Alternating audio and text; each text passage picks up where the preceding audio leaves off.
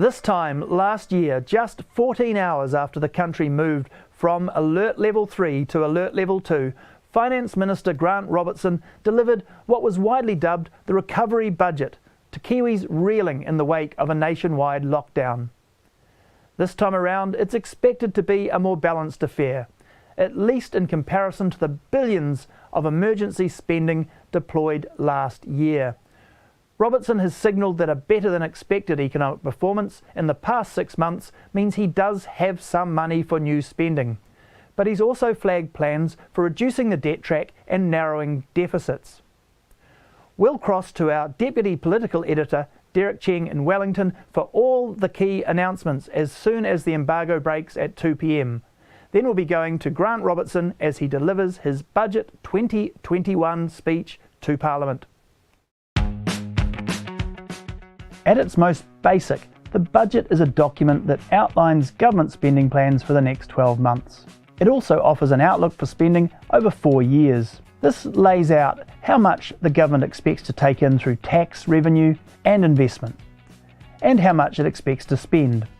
The accounts can show a surplus where the Crown has taken in more revenue than it spent, or a deficit where it has spent more than it earned.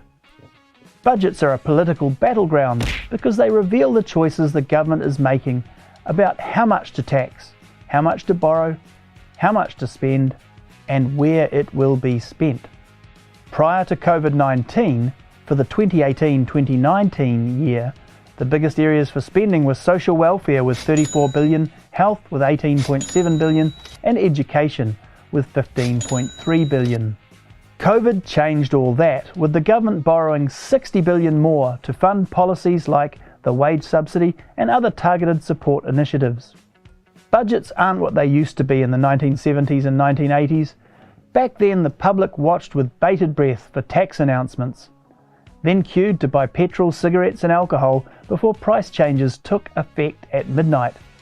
For financial markets, the process was even more harrowing. So in 1989, the Public Finance Act was introduced. Big spending plans and other policy changes like tax cuts or hikes would have to be signalled in advance in pre-budget announcements. I've started gifting the Minister of Finance on budget morning.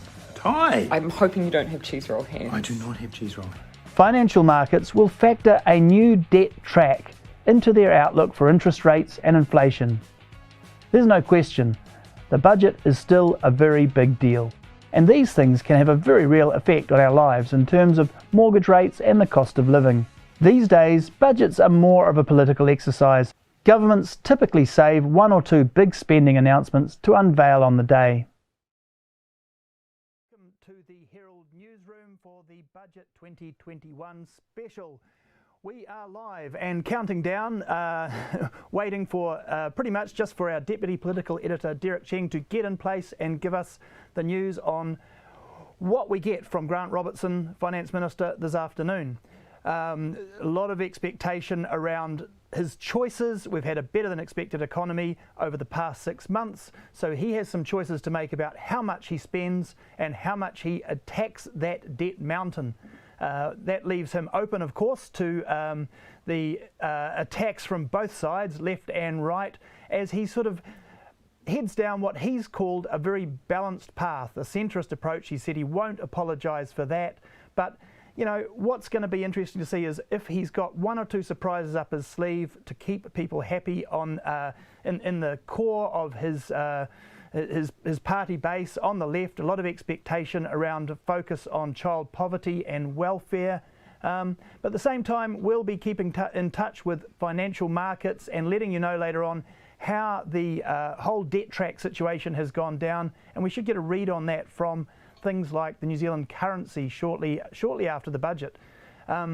So it's going to be an interesting one. He could end up pleasing no one, or he could end up looking like quite a sensible centrist finance minister in the traditional New Zealand mode of finance ministers on both sides, Bill English and Sir Michael Cullen over the years. So it sounds like we are nearly ready to roll, and 2 p.m. the embargo breaks and we can go across live to Derek Cheng.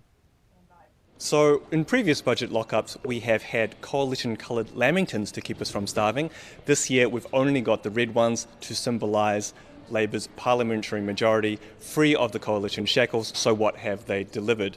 So if you're off to Antarctica, I've got pretty good news. There's $306 million for a redevelopment of Scott Base. It's probably the biggest surprise in this budget, but it is, as expected, a beneficiaries budget.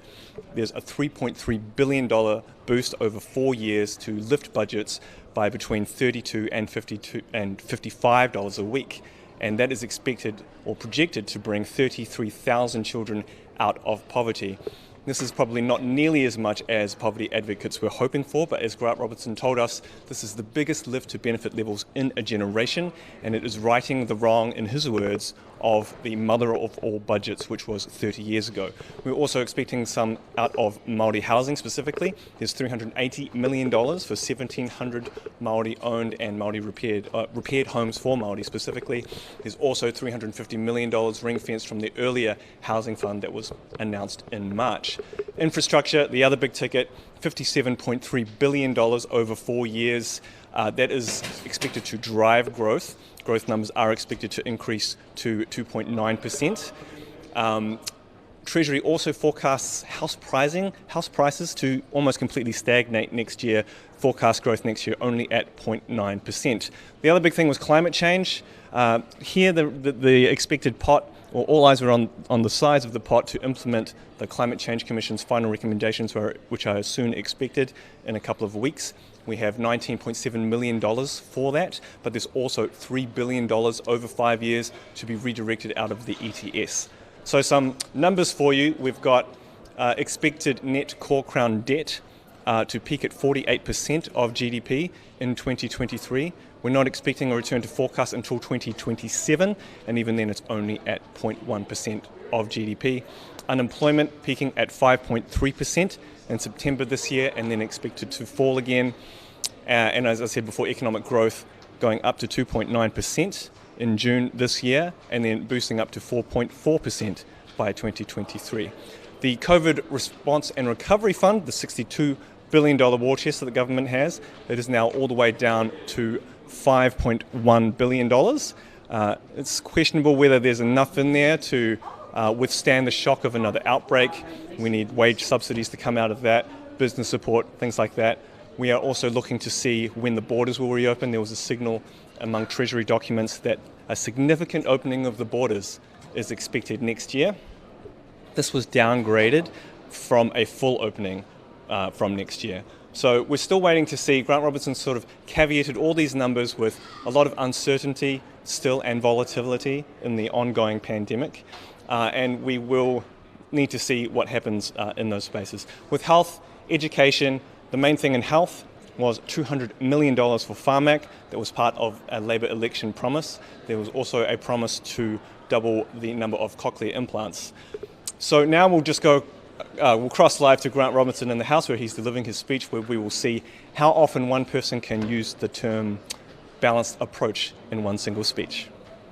Including reports on the fiscal strategy and on child poverty and the summary of initiatives, the Budget Economic and Fiscal Update 2021 and the estimates of appropriations for the Government of New Zealand for the year ending 30 June 2022. Those papers are published under the authority of the House.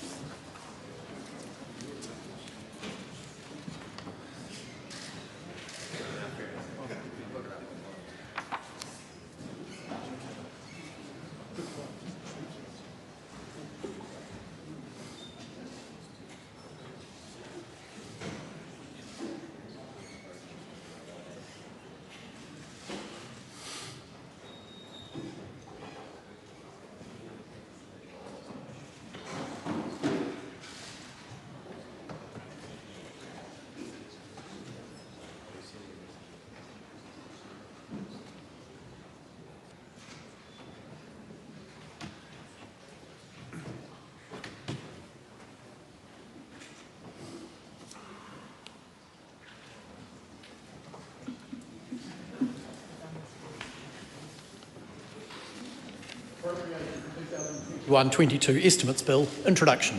The Appropriation 2021-22 Estimates Bill is set down for first reading forthwith. Mr Speaker, I move that the Appropriation 2021-22 Estimates Bill be now read a first time. The question is that the motion be agreed to. Those of that opinion will say aye. Aye. The contrary, no. The ayes have it. Appropriation 2021-22 Estimates Bill, first reading. The Appropriation 2021-22 Estimates Bill is set down for second reading forthwith. The Honourable Grant Robertson. I move that the Appropriation 2021-22 Estimates Bill be now read a second time. Mr Speaker, it is an honour and a privilege to present the Wellbeing Budget 2021, Securing Our Recovery, to the House. Today's budget is set against the backdrop of two previous budgets, one delivered last year and one that was delivered 30 years ago. Budget 2020 was very much a COVID-19 budget. It provided the largest ever fiscal stimulus to support New Zealanders through the shock and impact of the global pandemic. And while the economy has outperformed predictions, the job is not yet done. This year's budget is still in the shadow of COVID-19, and its focus is to secure our recovery from its impact. This budget is also set against the budget delivered 30 years ago this year, the so-called mother of all budgets.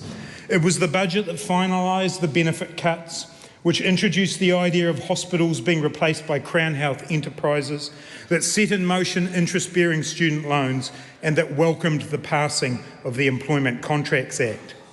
On the 30th anniversary of that budget, our government is undoing some of the damage done all those decades ago.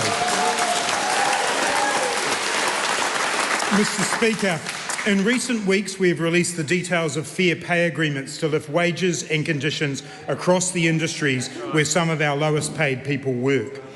And today we address the most inequitable of the changes made 30 years ago.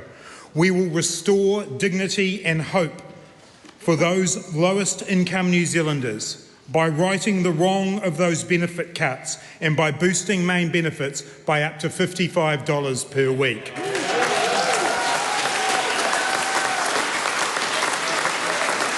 Mr Speaker, this not only continues our quest to reduce inequality, it also acts as further support and stimulus to our economy as we recover from COVID-19. I will return to the detail of this shortly, but it is to the economic impact of COVID-19 that I wish to turn first. A great deal has happened since I stood in this chamber, socially distanced, a year ago to deliver Budget 2020. Unemployment was forecast to peak at close to 10%. The Treasury had cut $100 billion out of its pre-COVID GDP forecasts, with many economists saying it would take at least until 2023 for activity to return to previous levels. Government revenue was forecast to be lower than 2019 levels for nearly 3 years. The Obergall deficit was predicted to be at nearly $30 billion from 2020 to 2022. And our net debt was forecast to rise to near 55% of GDP in 2023. In the face of this 1 in 100 year shock, the New Zealand economy has proved to be remarkably resilient. Today's budget shows that the New Zealand economy is expected to build on this resilience as we secure our recovery.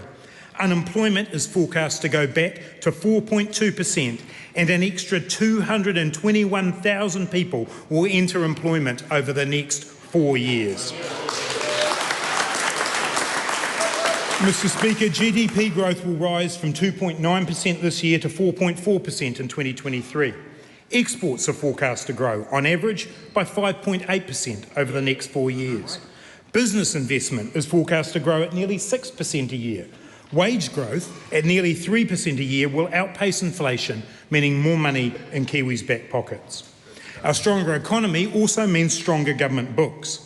Crown tax revenue is forecast to have fallen by only 1.6% between 2020 and 2021. The Obergall deficit in the current 2021 financial year is forecast to be about half of what was predicted a year ago. The operating balance and residual cash are forecast to be in surplus at the end of the forecast period. while the Obergau is projected to be in surplus from 2026-2027, roughly the same time the previous government took to get to surplus following the global financial crisis. At no point now is net debt forecast to go above 50% of GDP.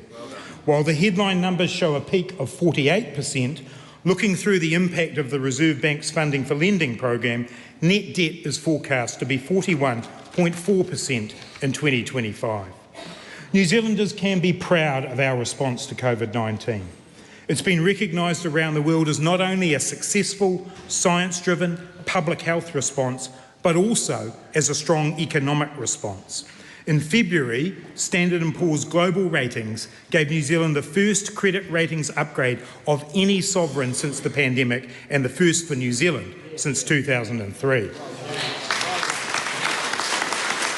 Mr. Speaker, I acknowledge that our stronger economic position will mean that there are people who argue we should be taking on more debt and running larger deficits than we present here today. There will also be people who argue we should be reducing debt faster, cutting government services and removing our support for the economy even as the global pandemic continues to rage. I believe Budget 2021 gets the balance right. It protects New Zealand's strong position by keeping a lid on debt and tracking a responsible return towards surplus, while also giving us the ability to make targeted investments where they are needed most to secure our recovery. This balanced approach is needed because despite our success, the impact of COVID-19 is still very much present. The images of death and distress from India, the outbreaks in our own region in Fiji, the emergence of new variants, and the slow return to normality elsewhere are stark reminders that we are not through this. Every economic forecast, no matter how positive, is accompanied by frequent use of the words uncertainty and volatility. And at home, we have seen the impact of COVID-19 fall unevenly. Sectors such as tourism, international education, hospitality and events have taken a hit, and regions reliant on them are struggling. The impact has also been disproportionate on groups within our society, with women, Maori and Pacific people's unemployment rising disproportionately during the worst of COVID-19. In the face of uncertainty and the ongoing impact of COVID-19, the government needs to continue to support and stimulate the economy in order to secure our recovery. Mr. Speaker, New Zealanders' well-being has held up relatively well during COVID-19. The wellbeing outlook released by the government today shows life satisfaction has remained high during the pandemic, with 86% of respondents to the March wellbeing supplement of the Household Labour Force survey reporting high satisfaction, the same as in December 2020 and slightly higher than in September and June 2020. In fact, life satisfaction levels reported across the past year during COVID-19 have actually remained higher than in the 2018 General Social Survey. The data, however, does show the groups of New Zealanders with lower levels of wellbeing: sole parents, unemployed people, and people not in the labour force due to injury, sickness or disability are more likely to report lower life satisfaction, and that they have felt lonely most or all of the time. Maori and Pacific people are also more likely to report fair or poor health and continue to face barriers to education. This data reinforces the importance of our wellbeing objectives. As in the last two budgets, our investments are in line with wellbeing objectives based on evidence, data and advice from experts. The objectives are making a just transition to a low-carbon economy, ensuring everyone benefits from the future of work, enhancing Maori and Pacific opportunities, improving child wellbeing, and a focus on mental and physical health. These objectives are enduring and require sustained investment in order to be met. The initiatives in this year's budget were again subject to a wellbeing analysis, which includes assessment against these objectives, the domains of the Living Standards Framework, implementation readiness and value for money. We are continuing to develop this approach to ensure it gives a true Aotearoa New Zealand view of wellbeing. Mr. Speaker, this is a government that will provide progressive leadership, much needed reform and a strong and confident plan for our nation's post-COVID-19 future. The government has three goals this term: to keep New Zealanders safe from COVID-19, to accelerate our recovery and rebuild, and to tackle our foundational challenges, in particular housing affordability, climate change and child wellbeing. Alongside this, we have an ambitious program of system reform that will improve productivity, social outcomes and wellbeing. This includes a complete overhaul of our health system, our planning laws and the way we manage three waters. The three budgets that I present this term will drive this ambitious program, and they do need to be seen as a package. The change that we are seeking is wide-ranging. We cannot deliver everything in one budget, including our manifesto commitments, but what I will lay out today are our plans in each of our goal areas, where we will seek to go across the three budgets of this term. Mr. Speaker, New Zealand's response to COVID-19 has saved lives and livelihoods. With the benefit of hindsight, there are many views of what we could or should have done differently. Not everything was perfect. We had to make decisions swiftly and without much of the information we now have. And it was also expensive. But then there were no costless decisions in COVID-19. I stand by our approach. We've done well and we've given ourselves a head start that we are determined to capitalise on.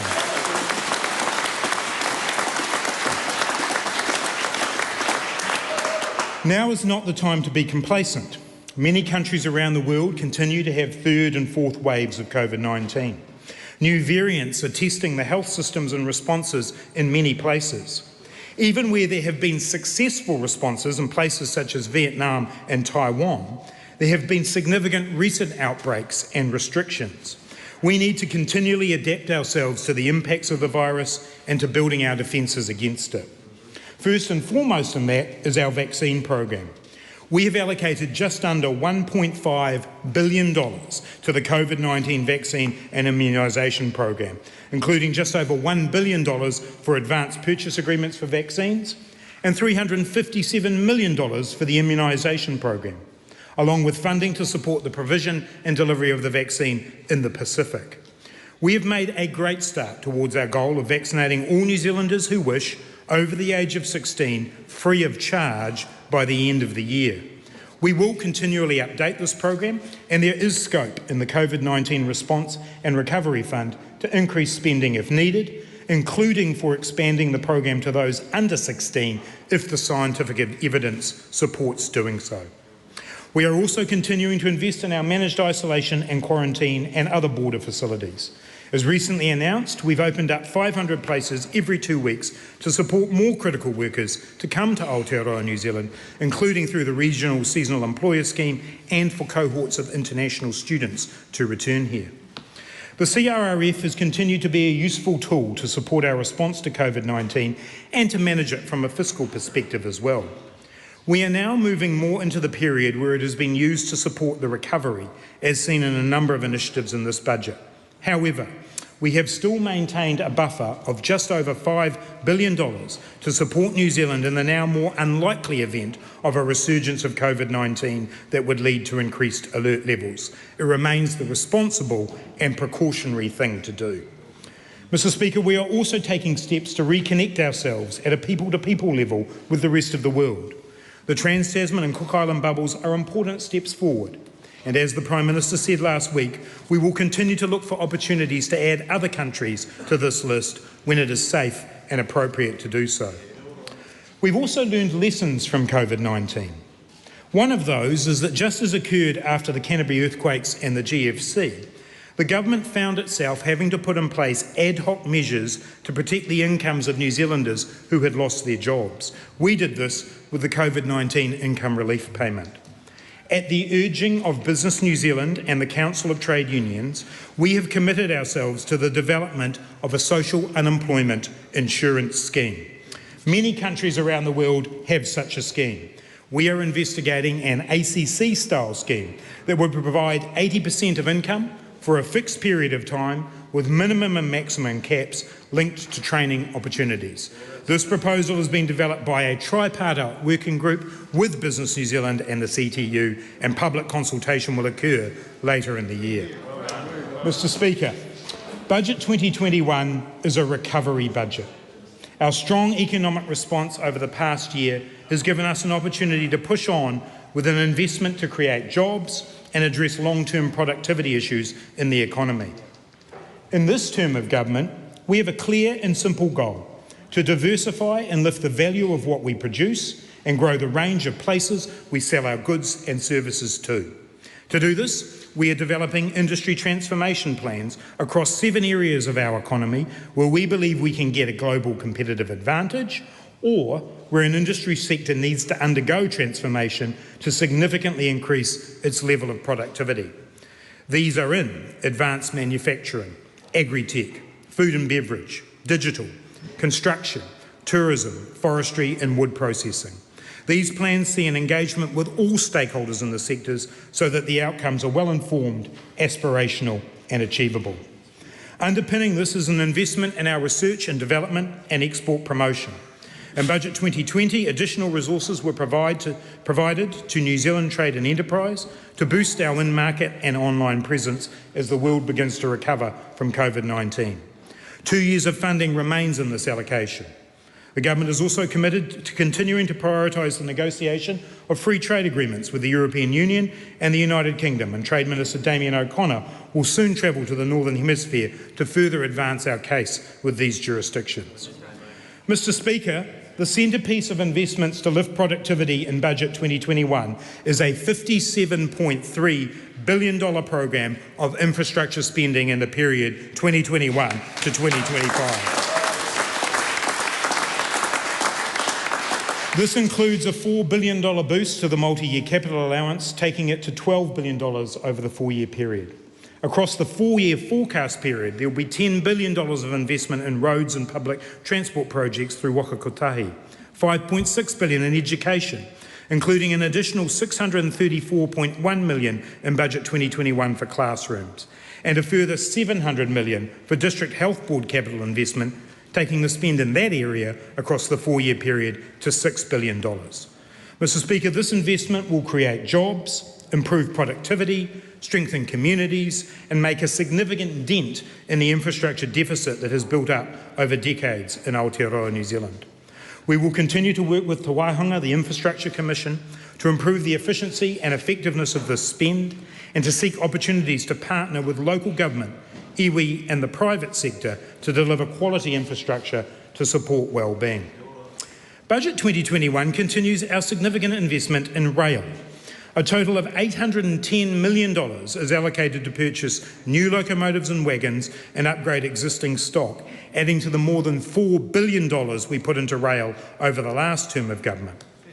We are also fulfilling a commitment of the Labour government to rebuild manufacturing in New Zealand.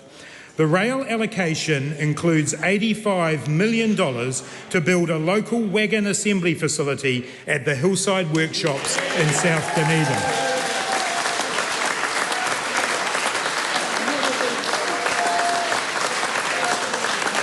The facility will initially assemble 1,500 wagons, creating jobs and opportunities for apprenticeships, and for the first time in decades, create some onshore resilience in our rail sector.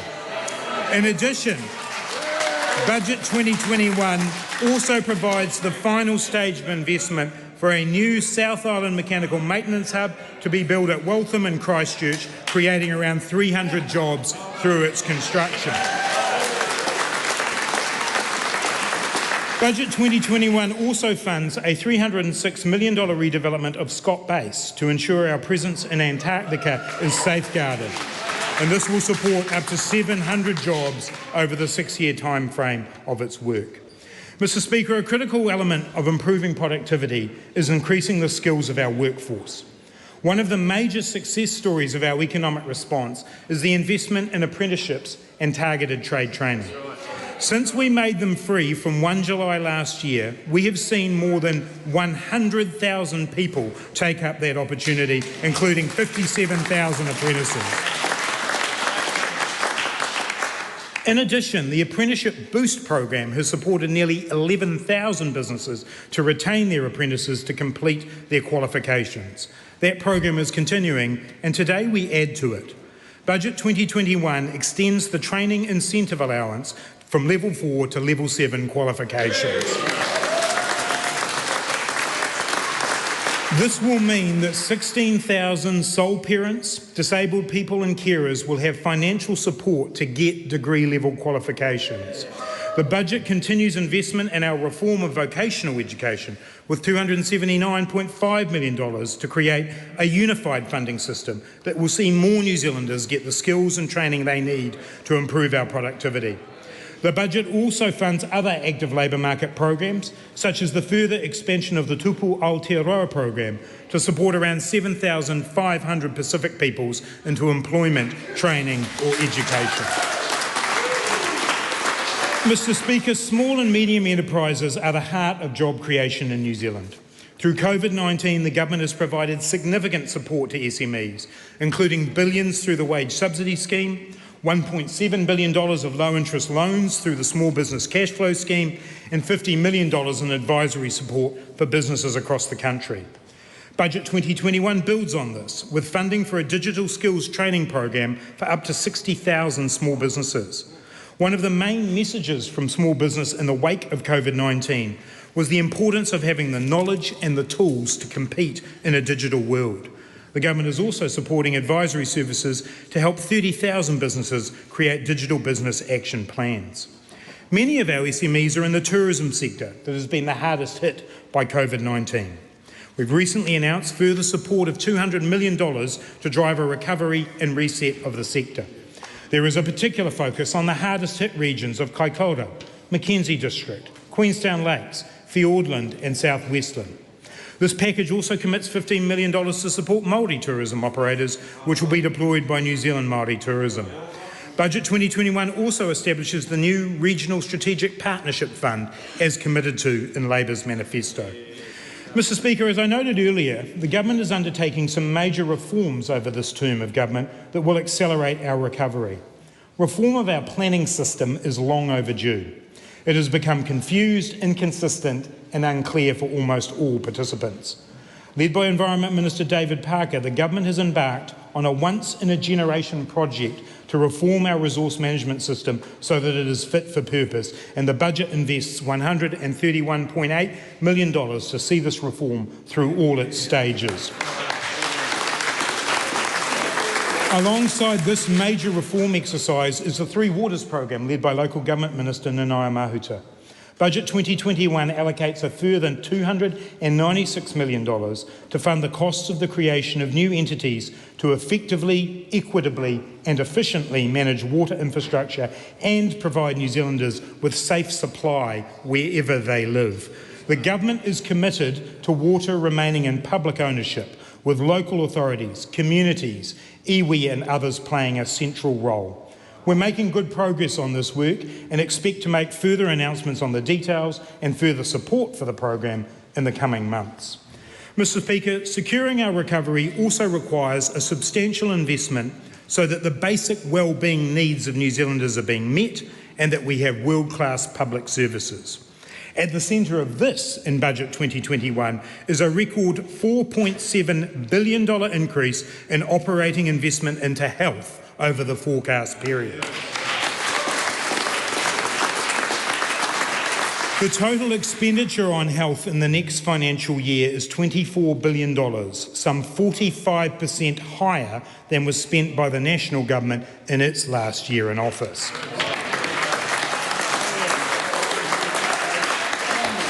The health reforms are another once-in-a-generation opportunity to see quality health services delivered to New Zealanders wherever they live. The budget provides the initial funding for the transition and implementation. This includes the establishment of Health New Zealand and the Maori Health Authority. Both represent enormous opportunities to get more relevant and effective services to the people who need them the most. While the reform process is being implemented, it is vital that the health system continues to deliver quality services. Budget 2021 invests $2.7 billion operating funding into district health boards over the forecast period. It also makes good on a number of election commitments to public health services. An additional $200 million is allocated to Pharmac to widen access to existing medicines and invest in new medicines. Since we have been in government, we have increased Pharmac's budget by almost 25% to over $1 billion per annum. Mr Speaker, the budget almost doubles the number of cochlear implants available to adults.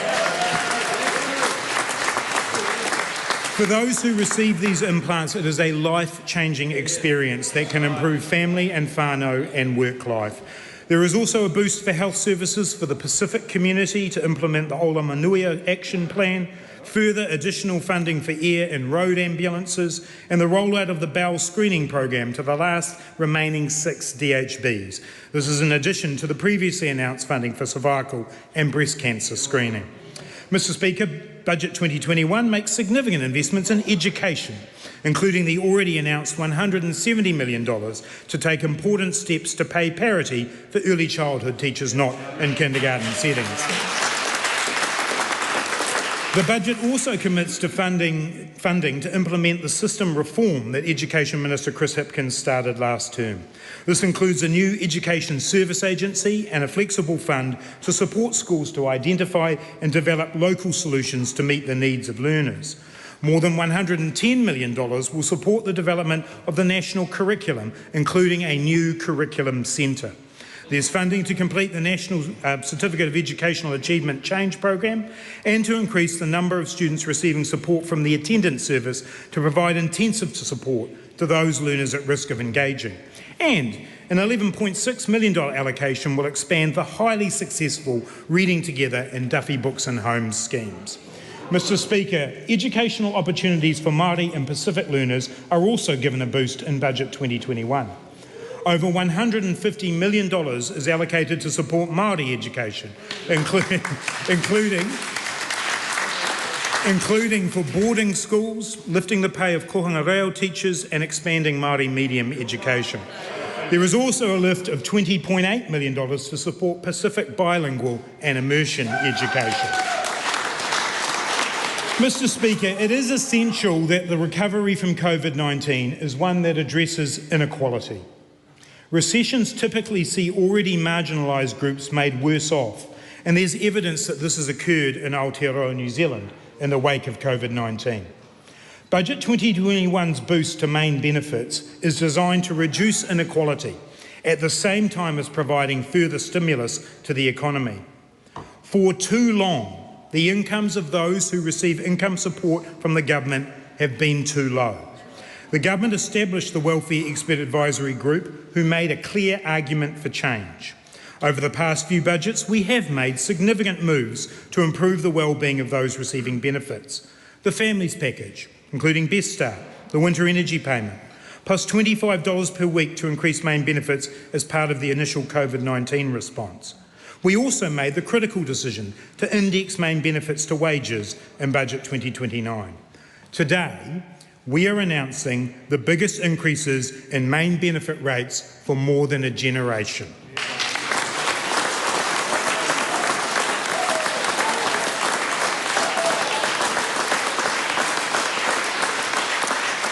By April next year, we will have moved all main benefit rates to the level recommended by WEAG, and in the cases of families and whānau with children, beyond those rates. We will do this in 2 tranches. The first on 1 July this year, when all benefits will increase by $20 per week. The second on 1 April next year, where benefits will increase by a range of amounts to meet the levels recommended by WEAG.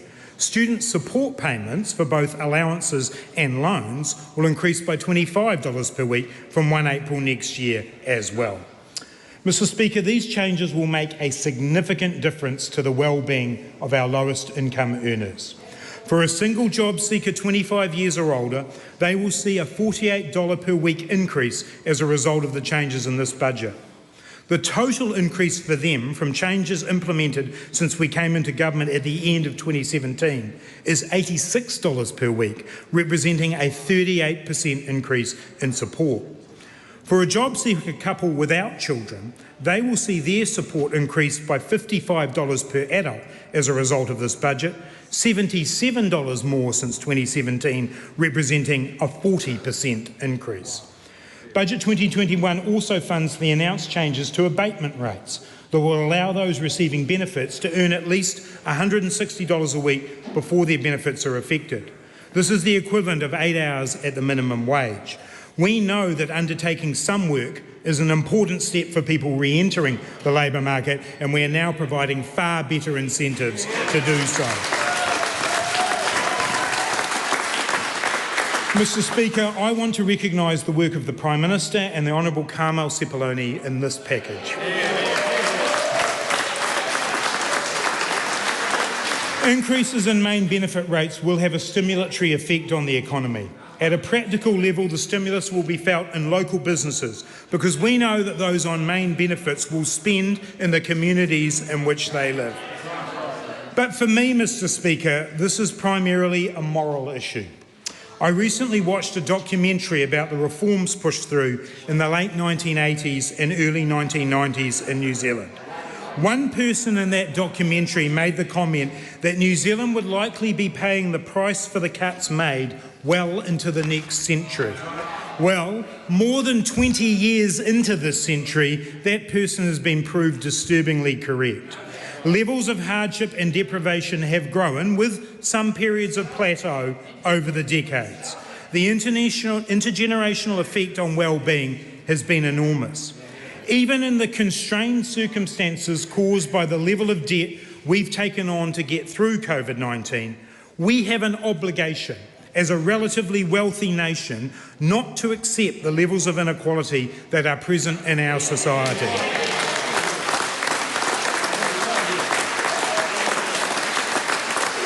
Today is a major step in that direction, but we are well aware that there is more for us to do.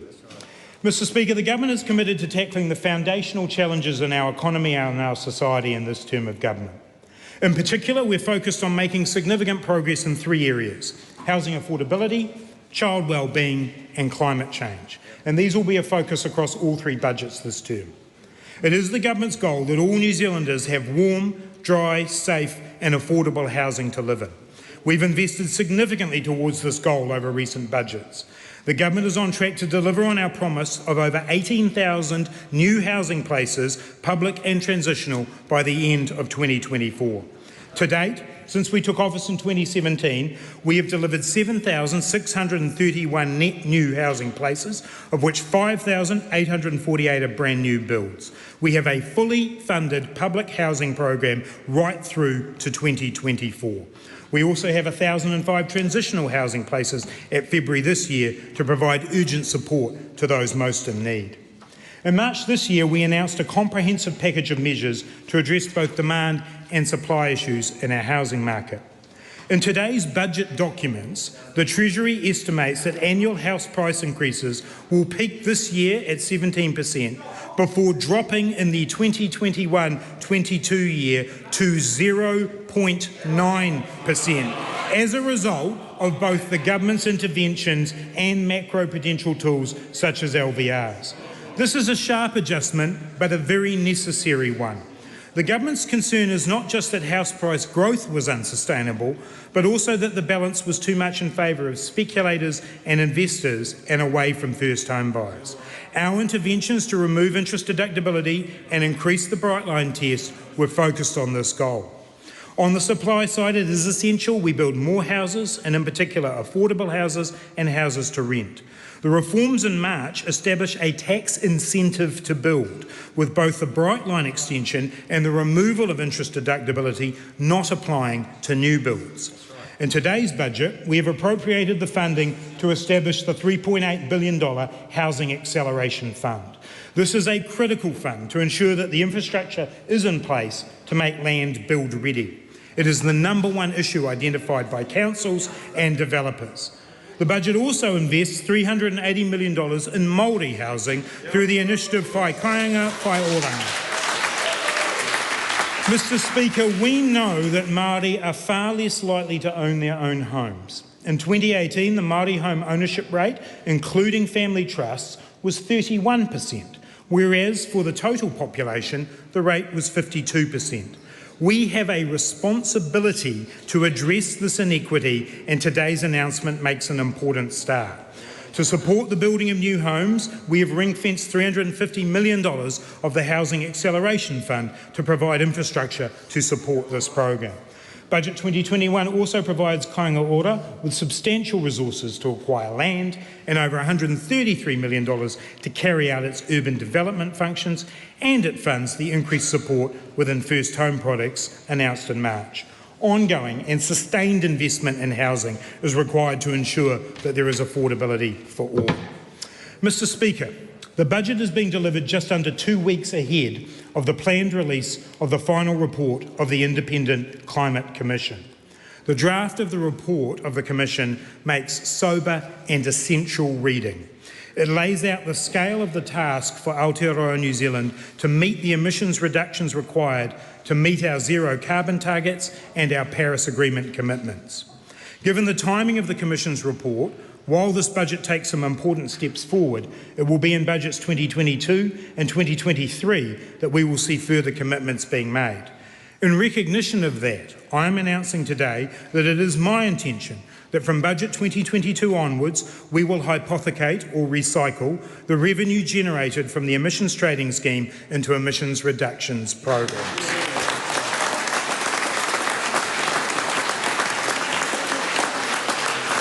Climate Change Minister James Shaw and I are currently working on a long-term plan for the financing of our climate change goals.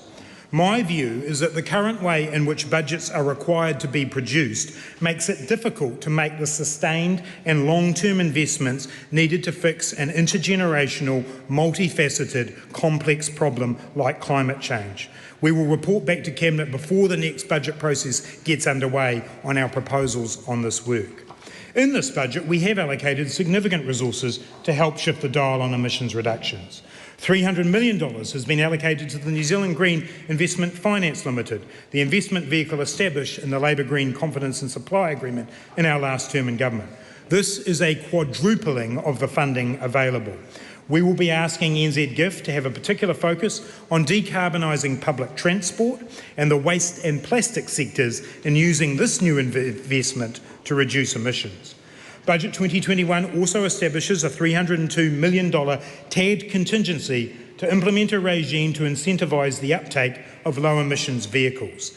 This complements the implementation of the Clean Car Standard that is also funded through this budget. As indicated in the consultation document released last week, there is a need for a more rapid move to sustainable vehicles if we are to have any hope of reaching our goals.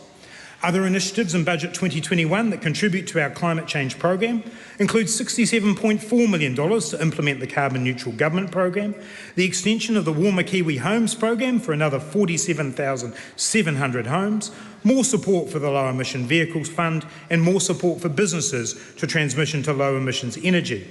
The primary sector also receives support through the budget to tackle on-farm emissions. This includes ensuring up to 40,000 farmers and growers have the tools they need to improve on-farm performance and meet freshwater and greenhouse gas requirements by 2025. Mr Speaker, as with the past two budgets, today I am presenting a child poverty report as mandated by the Public Finance Act. The report shows that the government's actions to date have reduced child poverty rates using the after housing cost measure to the extent that there are 43,000 fewer children in low-income households and 18,000 fewer children experiencing material hardship. This is one of the largest policy-driven falls in measured child poverty in decades. But equally, we know that there is more to do to meet all of the clear targets laid out in this report. The budget takes a significant step forward, in particular through the main benefit increases. In addition to meeting the levels recommended by WEAG, the budget provides an additional $15 per adult per week to families and whānau with children from 1 April next year. This will mean that up to another 33,000 children on the after housing measure are projected to be lifted out of poverty as a result. 109,000 families and whānau with children will be better off by $40 a week as a result of these changes, and on average $175 per week in total better off as a result of the changes made by the government since being elected in 2017. Mr Speaker, this represents an enormous change in the lives of these people. It will mean, as one person asked for on television as their budget wish, that we put shoes on the feet of our children and food in their stomachs. Speaking of which, Budget 2021 funds the extension of the Ka Ora Ka Ako Healthy School Lunch Program to the tune of $526.9 million. It also puts in place the indexation of childcare assistance income thresholds to the average wage, which will benefit over 1,000 families in whānau, or around 1,500 children. The budget provides for 3,300 places for children in out-of-school care and recreation services, supporting their parents or caregivers to transition into employment, education or training. As with all of the three foundational challenges, there is much more to do to achieve our goals, but the government has a clear focus on making progress this term to tackle them. Mr. Speaker, this budget is about securing our recovery. New Zealanders have done the hard work of coming together to fight COVID-19. Our success is the envy of many across the world. We have supported lives and livelihoods. We've found cash flow and confidence, and we've managed to have lives of relative normality when others have faced difficult and debilitating restrictions. Our economy has been resilient and our people compassionate and strong. I say thank you to each and every person who has contributed to that, in business, as workers, in our communities, on our marae, and in every part of New Zealand. Ngā mihi nui kia koutou. Mr. Speaker, the work continues as we build our recovery. This is no time to be complacent. We have the opportunity to build off our head start, and we will not waste it.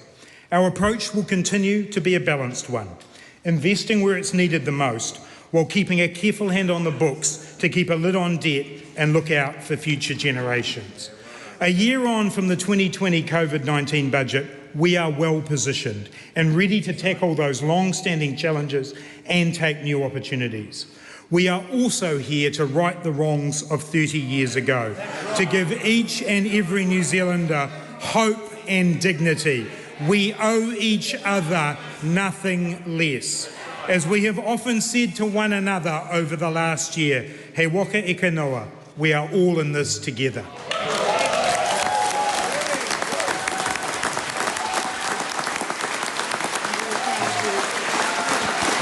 Thank you.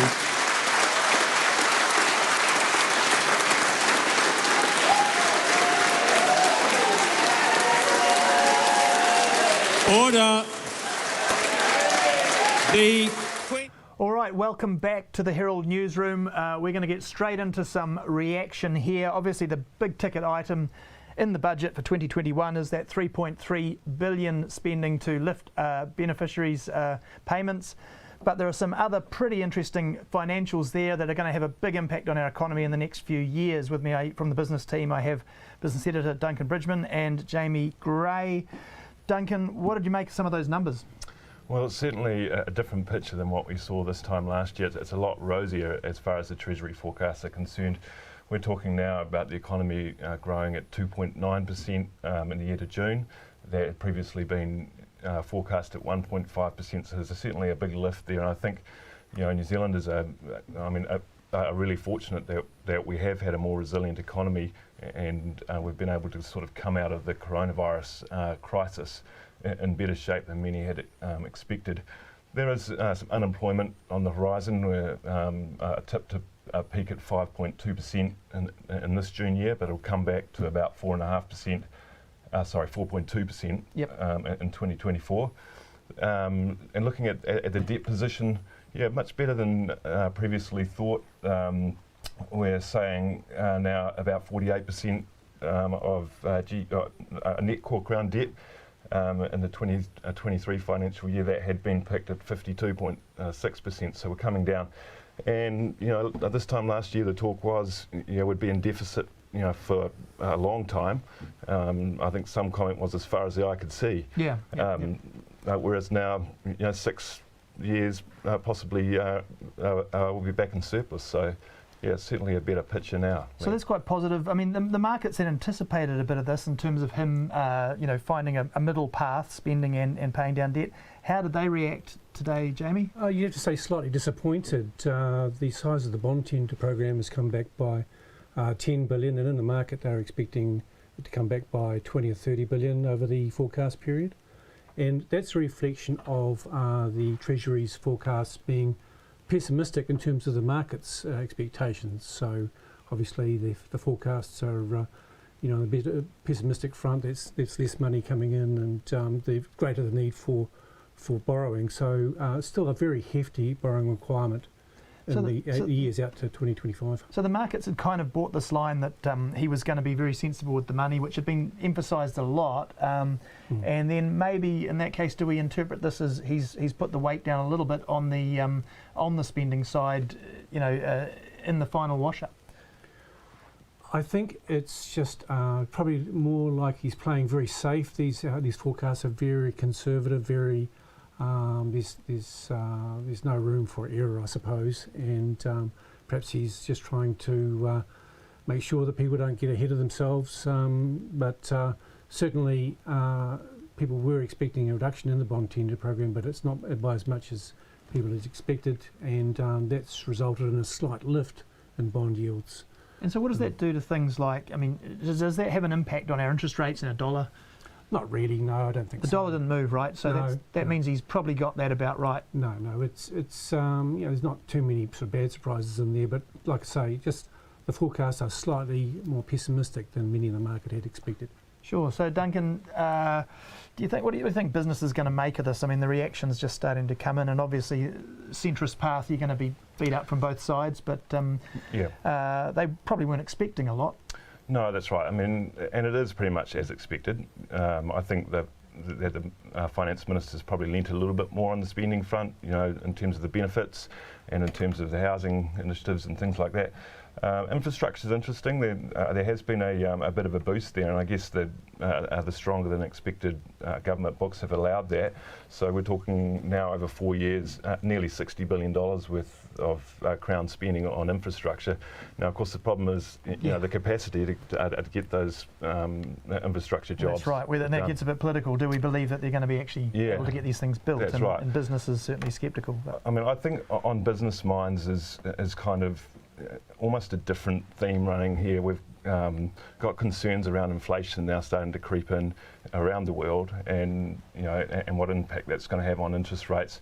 And there is this still uncertainty around COVID-19, how we come out of the crisis, and how the vaccination rollout goes, opening up the economy to offshore, and all those kind of things. And then there's the battlegrounds across immigration and labour laws.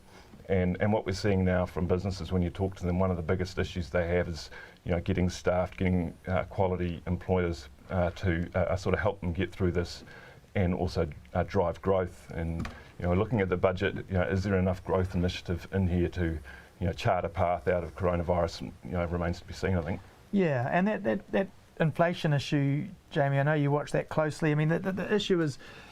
Some people are going to say, why didn't you spend more? But our economy is bumping up against capacity constraints, and everybody in the world, especially in the States, they're worried about that inflation coming in and pushing up interest rates and blowing out our debt into a debt crisis or something. I mean, do you think this is going to be an inflationary sort of budget? I think there's inflation pressures out there. Well, there definitely are inflationary pressures out there, and this can only add to that. The only real question is, how long does it last? Is it just a blip and it's a transitory thing that we can all get over, or does it last a little bit longer? And that's the thing that's exercising in people's minds in the financial markets. If it lasts a little bit longer, then interest rates go higher, and that puts pressure on things like equities, downward pressure. Sure. Look, thanks guys. We're going to leave it there. We are going to go back to Wellington. I think we've got some interviews with Derek coming up, which hopefully we can get some feedback on the other side of the equation, I guess, which is that spending on the benefits and how that's going down and what sort of impact it might have on people's lives. By Jackie Southey from Save the Children. Jackie, they made a big play of child well-being. There's the biggest benefit boost in a generation, they say. What do you reckon? Is it enough? Does it meet your expectation? Well, of course we welcome the lift in benefits, particularly given the Prime Minister indicated pre-Christmas there would not be a lift in benefits. So, of course, we recognise that that has happened today. However, $20 on the 1st of July will not significantly impact or lift the standard of wellbeing for families in the lowest incomes. And we really encourage the government to be courageous in the steps they're taking and investing in really lifting children and their families out of poverty. Is it really realistic? I mean, obviously, low-income people will want more and they will spend it. And surviving on $250 a week is pretty difficult, right? But the package also costs $3.3 billion over 4 years. Is it really affordable to give them more? Well, yes, I think that's important to consider, but also consider that 4 in 10 children live in families without enough food on a regular basis. Is that sustainable? Can we afford that lack of investment? I think we need to look at investing in families on the lowest incomes as an investment, not as a cost and a spend, because the better our families and our children do today, the better so will be the shape of Aotearoa tomorrow. So it's a good investment to invest in our families, and I do recognise these cost a lot, and until we sort out the housing crisis, these impacts of small lifts are likely to be small, and we really need to acknowledge that the cost of living is high for every family, but particularly for those in the lowest incomes. Housing is severely unaffordable, with families spending more than 50% of their income on housing. And sole parents make up 1/3 of the emergency housing wait list. So we really see the impact of housing when it comes to what families have in their budget to live on each week. And we know, I'm just going to ask you if you think the $380 million for Maori homes in particular, will that make much of a difference? Well, I think we have to see where that goes, and I think it's an absolutely welcome investment. It's hard to know how that's going to be rolled out, but we certainly welcome that investment, particularly, again, Māori are 50% of the emergency housing wait list, so something needs to be done there. And we know that a stable home, an affordable home that is warm and dry is crucial for our children. Māori home ownership is also below 30%, right? So it's quite a stark need. Mm-hmm. This government's own statistics show for the families that own their own homes, they're in a better financial position for those that are reliant on market rents. So it is a stark need, and it is a positive investment there. Thanks, Jackie, for your time. Kia ora, thank you. Okay, welcome back to the newsroom. We're just going to go through some of these top points again before we head back to Wellington. A reminder, the big one today, really the $3.3 billion over 4 years to increase benefits from between $32 and $55 a week. There is $380 million there for housing. Maori housing especially is the focus there. There is a boost to infrastructure spending, an extra $15.1 billion from 2021 to 2025, including $810 million for Kiwi Rail and $761 million for school property, $700 million for hospitals. And the one that's probably been a little bit of a surprise for people, but I guess we do our bit there, is Scott Base getting $300 million for an upgrade on the Antarctic. Then there's some other big ones, $200 million for Pharmac to boost what they're able to do and able to provide in terms of medicines. On the flip side, the big thing that certainly from the business and economic point of view we're looking at is the debt track, which does come down, as we were hearing earlier, perhaps not as aggressively as some of the markets had expected, but nevertheless the core Crown debt is going to peak at 48% of GDP in 2023. That is lower than expected, and net surpluses, we're going to be back to surpluses by 2027. So that's good news too. It's going to be certainly seen as a tightrope down the middle path there for Grant Robertson, and he's going to get a fair bit of criticism from both sides, but we'll keep working through that as the afternoon goes on and see how it lands. Next up, we're going back to Wellington to hear Derek Cheng talking with Green Party co-leader James Shaw. Now we're here with Green Party co-leader James Shaw. James, are you going to go to Antarctica soon? You must be excited for the Scott Base redevelopment. Well, obviously I am. That facility is clearly at the end of its life, and it's good that that's being funded for replacement, but that's not really the big news of this budget. And I'm also going to go on a limb here. I'm going to predict you're going to say that it's a good step, but it doesn't go far enough in terms of the booster beneficiaries. Is that your view? Yeah, There is always more to do, and the Finance Minister himself has said that there are some things that they're not doing in this budget that, they I guess he's hinting that they have yet to come. But we have been fighting for years to have those base benefits increased in line with the WEAG report. And remember, the WEAG report was a function of the agreement that we had with the Labour Party in the last term. So it would be churlish of me to say that it was bad that those things were being funded. It's a very good thing, and it's going to make a huge difference for the 33,000 families that are affected by it. Still like 200,000 estimated children in poverty. It's 1/6 of those. Yeah, no, and look, I agree with you, right? There is more to do here, and the systemic issues in kind of housing and transport and energy that all drive up costs for families. Those all need to be addressed as well. But this is a very important step. Clearly something of interest to you, the climate change nuclear-free issue of our generation. Yeah. We were looking to see how big the pot was going to be to implement those Climate Change Commission final recommendations, which are expected in the coming weeks. Is $19.7 million enough? There's actually $2.1 billion worth of climate-related expenditure in this budget. So there's $1.3 billion for rail, there's $300 million which quadruples the size of the Green Investment Fund, there's another $300 million for the Clean Car Discount that Julianne Genter put together in the last term that we've been fighting for, there's $30 million for the Clean Car Standard, there's $6 million for the biofuels mandate, and there are some other things as well. But the most important thing actually isn't all of those things, it's that he's announcing that from next year the emissions trading scheme revenue is going to be fully hypothecated and recycled towards the transition, and that'll be built on the back of the emissions reduction plan that we're doing this year. Now that's estimated currently at $3 billion over 5 years, so that's a very significant announcement. Is that enough? Almost certainly not, but at the moment, because we don't yet have the emissions reduction plan, we'll have that towards the end of this year. That will give us a sense of the full quantity of what's needed. Treasury themselves have said that they think that the ETS revenue by itself isn't going to shift the dial and that additional expenditure will be required. But saying that you're going to take that and dedicate that is a very good first step. What do you reckon then, score out of 10 for the budget? What do you reckon? I'd give this one an 8. Yeah. An 8? Yep. And you're not even in government? Yes, I am. Sorry. The party is not in any formal agreement with the government. Well, we are in a formal agreement with the government. Check it, Not in the cabinet. Anyway. Well, no, that's right. No, we're not in cabinet. But I have to say that even though we're not in cabinet, the fact that we've got some major wins for climate and some major wins from people shows the value of being in a governmental arrangement. James Shaw, thanks for your time. No worries. Well, welcome back to the Herald newsroom to discuss the hottest Herald newsroom topic pretty much, which is housing. Anne Gibson, property editor for the New Zealand Herald. Was there much in this budget for housing? We'd been warned that there might not be. What's the headline for you here?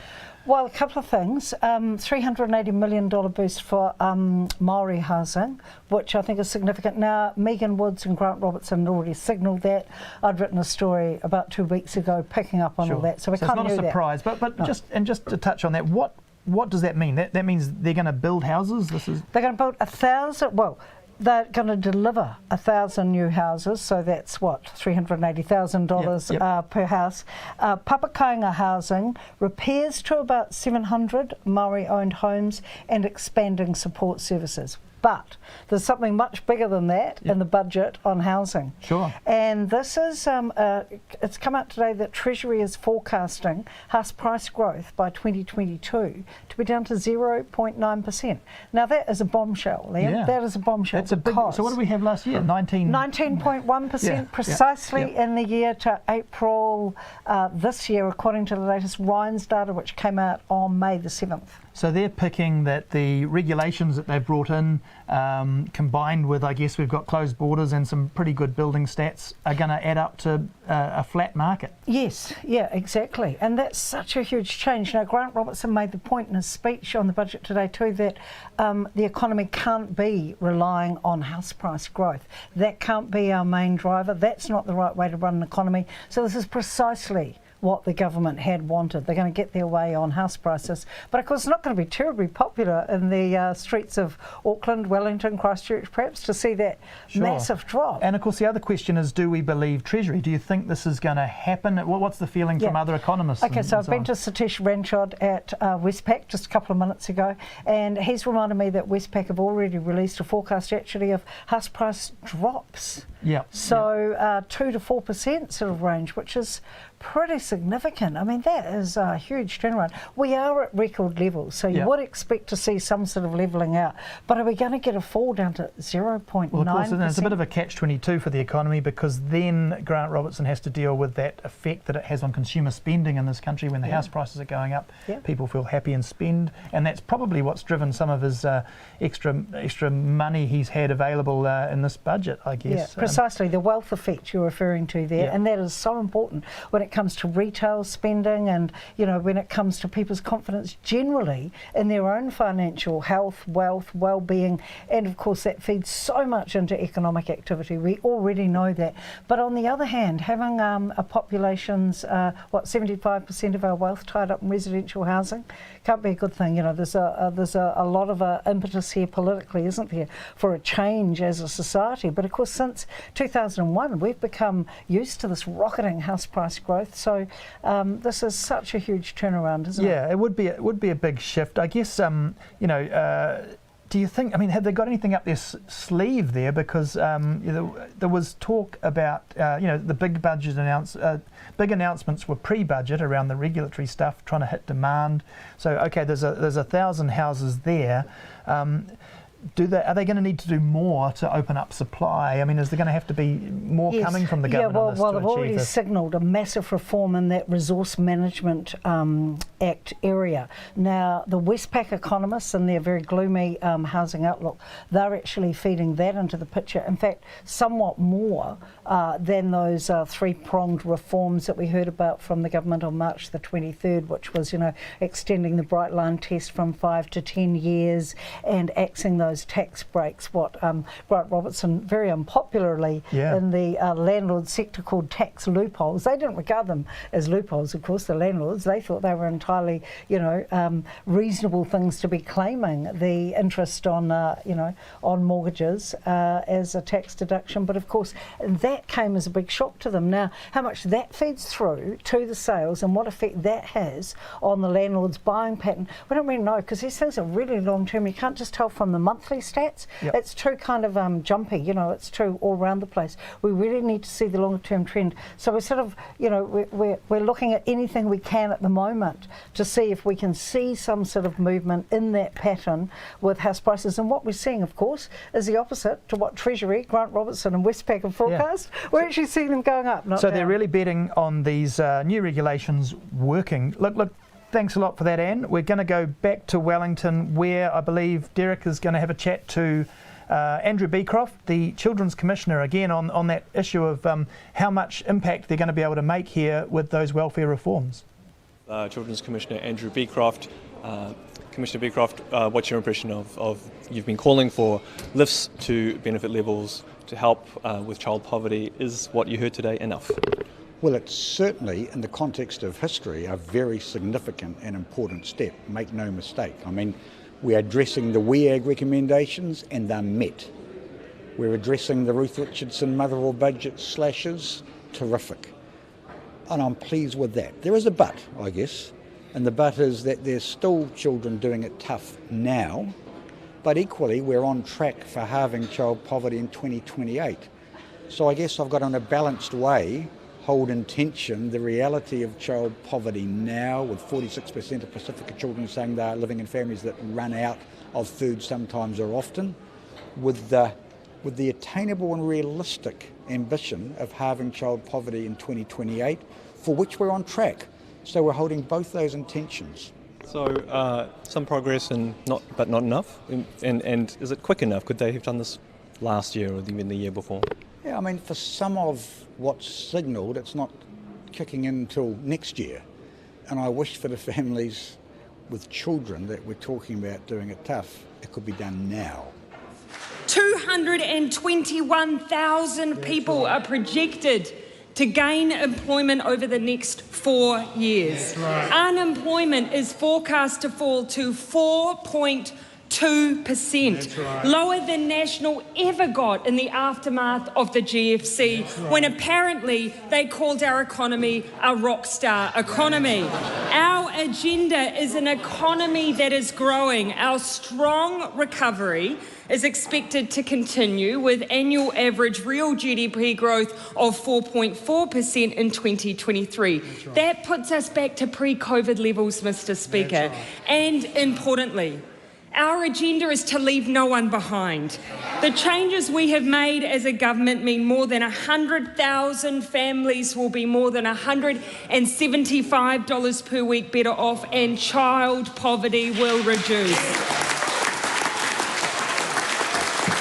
This, Mr. Speaker, is our agenda, and I am proud of it. But, Mr. Speaker, the Leader of the Opposition, in her rebuttal to the budget, she shared what I could only describe as what was quite clearly a pre-scripted speech, because that's the most generous way that I can acknowledge that she clearly did not engage in the fact that was included in the budget.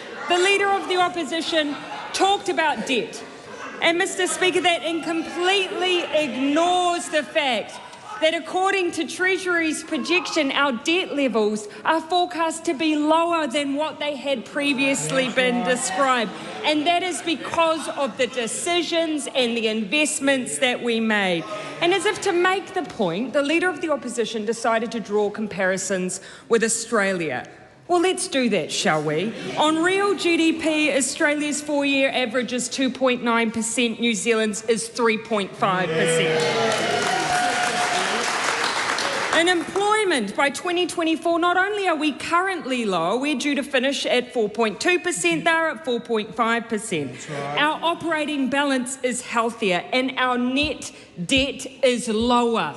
Our net debt is lower. And I'll tell you, Mr. Speaker, about my view on the idea of ambition and aspiration. Ours is not to be somebody else. Ours is to carve our own path, and our own path has been successful. But, Mr. Speaker, I would also say it is time for us to look at debt in more than just fiscal terms. That's right. Decisions that we make, whether we choose to invest or whether we choose to cut, determines whether or not the next generation carries a social debt. Now, we saw the tendency of national governments of old.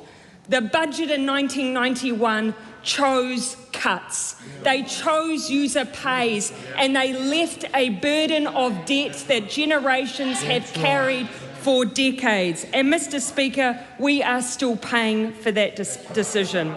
Now, Mr. Speaker, from there I would have shared more rebuttal on the Leader of the Opposition's speech, but once we got past roughly 5 minutes of describing the Collins Dictionary definition of what a border is, I wasn't left with very much because, Mr. Speaker, ultimately I didn't hear anything about how the opposition would deal with those big challenges we have. What would they do about the housing crisis they left us? What would they do about child poverty? What would they do about climate change? Make it worse. They would do absolutely the same thing they did last time they were in office, which was nothing. Which was absolutely nothing.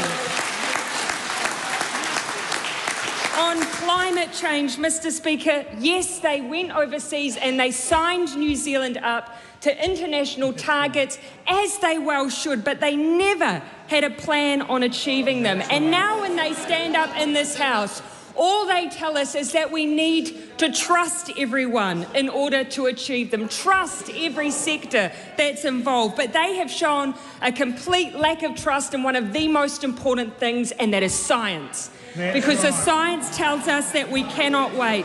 Mr. Speaker, when it comes to this issue, we cannot wait and just hope. And that is a good message, not only on climate change, but on opposition politics, I would say, Mr. Speaker. Yesterday, I went back to the budget speech that our Minister of Finance, Grant Robertson, gave in 2018. It was our first budget at that time as a government, as Minister of Finance for Minister Robertson. And the title of that budget that he gave was Foundations for the Future. And in it he said, quote, Budget 2018 lays the foundations for New Zealanders to have better lives in the decades to come. We want an economy, an environment and a society which are sustainable, productive and inclusive. This means caring for our environment as a core value, not as an afterthought. It means we have to work smarter, build our skills and resilience, explore new innovations and adapt to change. Our economy must be more inclusive too. This means a society where everyone has an equal chance to fulfil their potential, to contribute and to live meaningful, connected and fulfilling lives. We want New Zealand to be a place where everyone has a fair go, end quote. Mr. Speaker, much has changed in the last 4 years since Grant Robertson gave that speech. You have not. The Leader of the Opposition has a few times. And the world most certainly has. And yet for all of that, the driving force, the motivation and the focus of our Minister of Finance has remained. I want to pay tribute to Grant Robertson. He has one of the hardest jobs in this place. One of. But never have I questioned what motivates him, what brings him here every day. He is here for people. He is here because he believes that the economy is there to serve people and is here to make changes that will leave the next generation better off than the last. Thank you, Grant.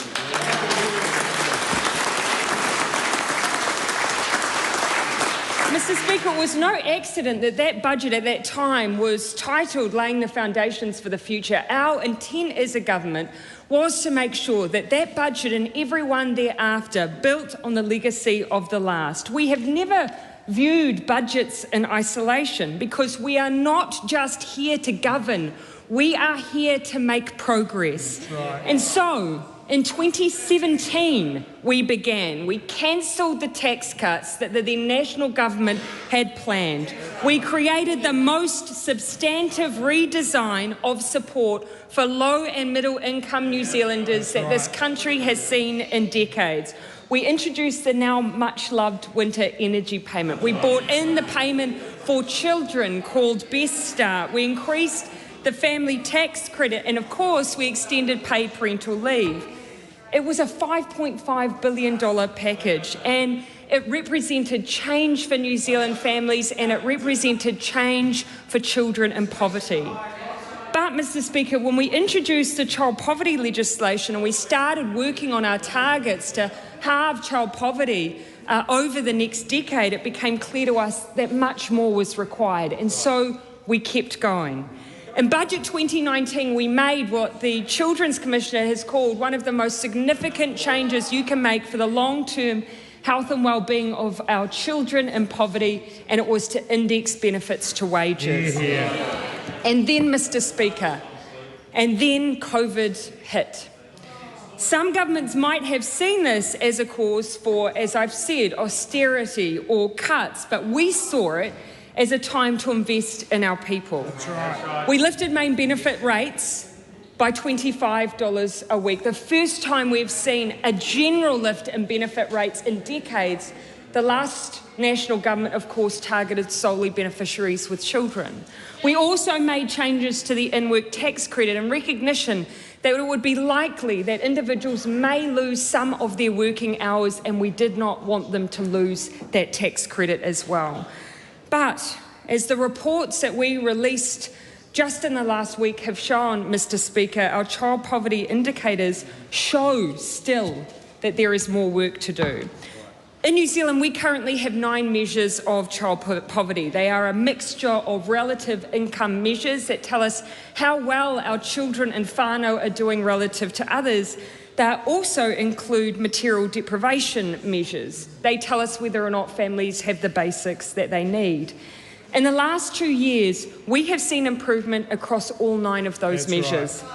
We have already exceeded our 3-year target on one of our measures. 43,300 fewer children are in poverty since 2017-18 when we factor in their income after housing costs.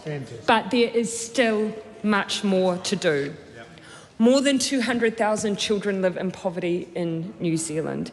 And it isn't just a number, Mr. Speaker. It means, for instance, that 20% of children are in households where food runs out sometimes or often. This rises to 30% when we look at Maori children and a devastating 46% for Pacifica children. Now, Mr. Speaker, some might ask the question, and I believe I heard the question being asked while Finance Minister Grant Robertson was outlining our plans in this budget. Some might ask the question, can we afford to take the next step in addressing child poverty in this country when we are in the middle of recovering from COVID-19? My answer is simple. We cannot afford not to. That's right.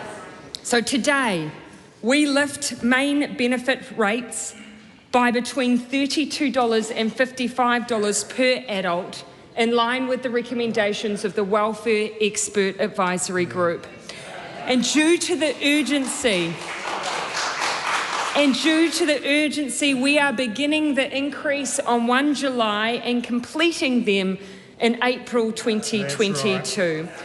This is a major next step in our measures to address child poverty and inequality in New Zealand. And the reason for all of this work over the last 4 years, Mr. Speaker, is still quite simple.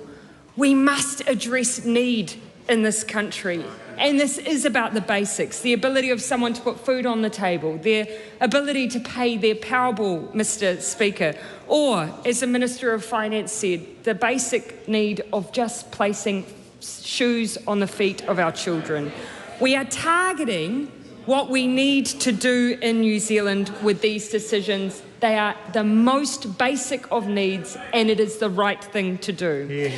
And Mr. Speaker, this is also a bit of double duty, because we do it at a time when we need to maintain extra stimulus in the economy.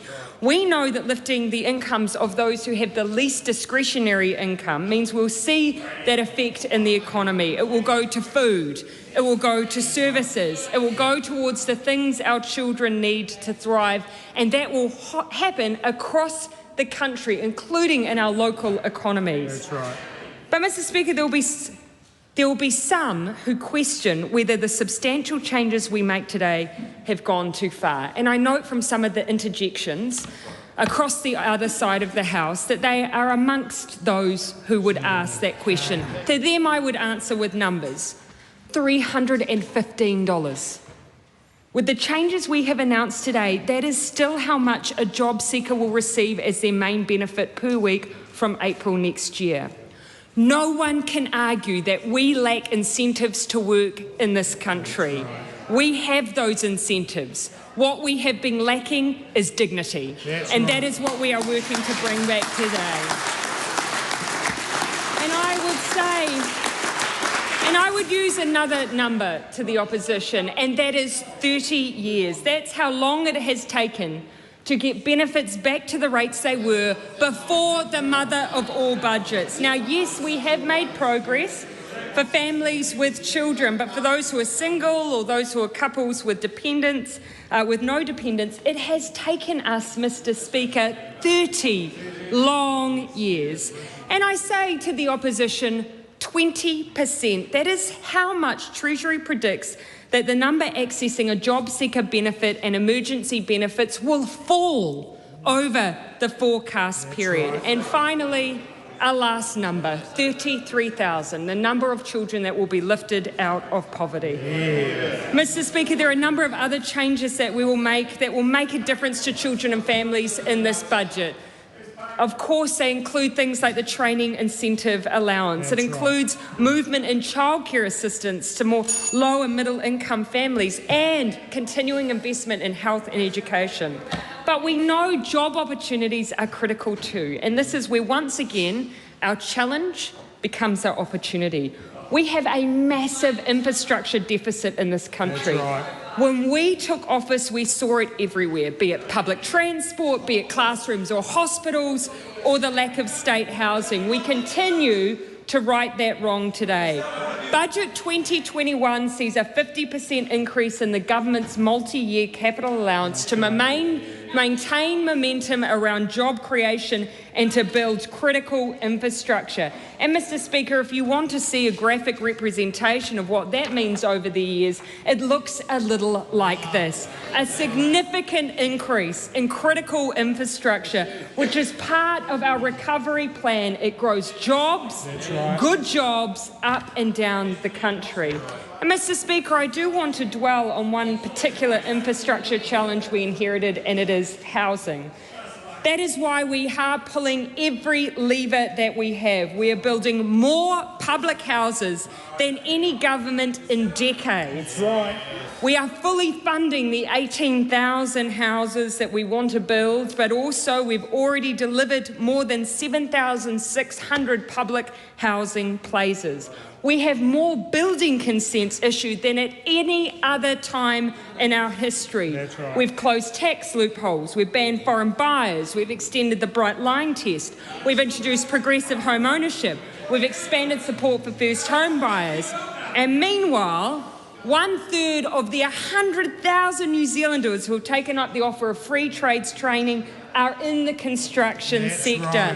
They will pick up tools and work on the pipeline of infrastructure that we have created as a government. Mr. Speaker, we've also brought in healthy home standards, supported insulation, home repair schemes. We've gotten rid of letting fees and limited rent increases to once per year. And this House is well familiar with the $3.8 billion Housing Acceleration Fund to build the infrastructure we need to support new developments. And today, we're ensuring that $350 million goes, to instance, to greater partnerships with iwi to build houses on whenua Maori. And with Maori home ownership rates at a devastating 30%, these are exactly the partnerships we need. Mr. Speaker, the third long-term challenge that I want to address today is the issue of climate change. We've already seen the investment and announcements we've made around decarbonisation of the public sector. We're also working with industry, particularly agriculture, with $37 million going into integrated farm planning systems, $24 million into greenhouse gas mitigation research, and you will have already heard, of course, the Minister of Finance make that really important signal that we will be hypothecating ETS revenue into climate mitigation in the future. Not to mention the quadrupling, of course, of the Minister James Shaw's established Green Investment Fund. That will continue to invest in green climate solutions. And Mr. Speaker, the final and most present challenge, the issue of COVID-19. It has highlighted how critical it is that we have strong health services. But Mr. Speaker, there is no question the people who work in health are exceptional, but they too know that our health system can and should be better. That's right. Our health system, for instance, is failing Maori. In this budget, we start the largest health reforms we have seen in this country in decades as we establish Health New Zealand and the Maori Health Authority. And in total, a 45% increase in health funding when you compare this budget to when we took office in 2017. But Mr. Speaker, the reason we can do all of this, the reason we are securing our recovery today is because of the decisions we have made every day since 2018. It is because we have chosen to invest, to back our small businesses and our employers, to support vocational training and education, to invest in significant infrastructure. Mr. Speaker, that is why we have unemployment rates that is half of what we're estimated. It's why we're doing so well compared to the rest of the world and Australia. And Mr. Speaker, in response to COVID-19, we banded together. And now we ask that we continue to do that as a nation as we take our next challenges. I am proud of this budget. It will leave a legacy for the next generation and start to undo the harm of the last.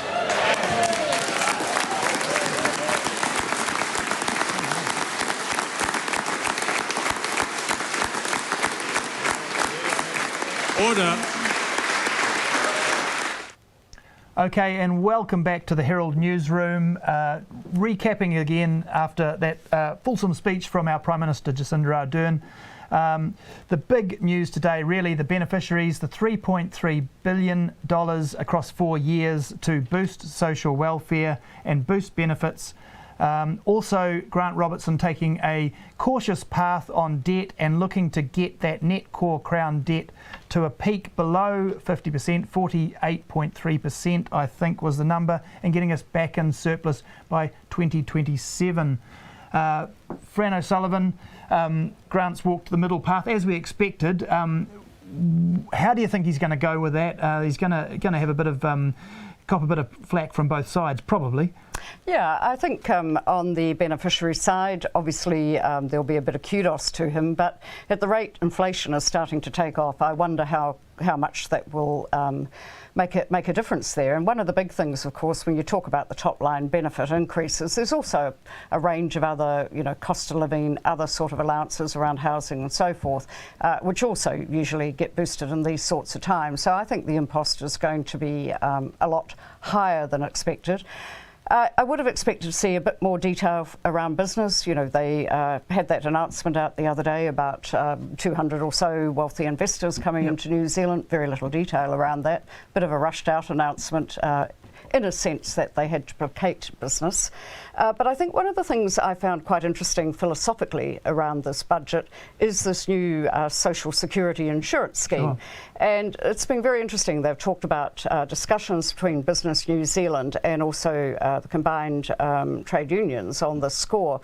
It's been hammered by the Taxpayers Union, who have talked about this is really taking off to one side and creating a new tax, which it does to a degree, but then the other side of that is this is something that business, in the sense of senior leaders in New Zealand, have actually advocated.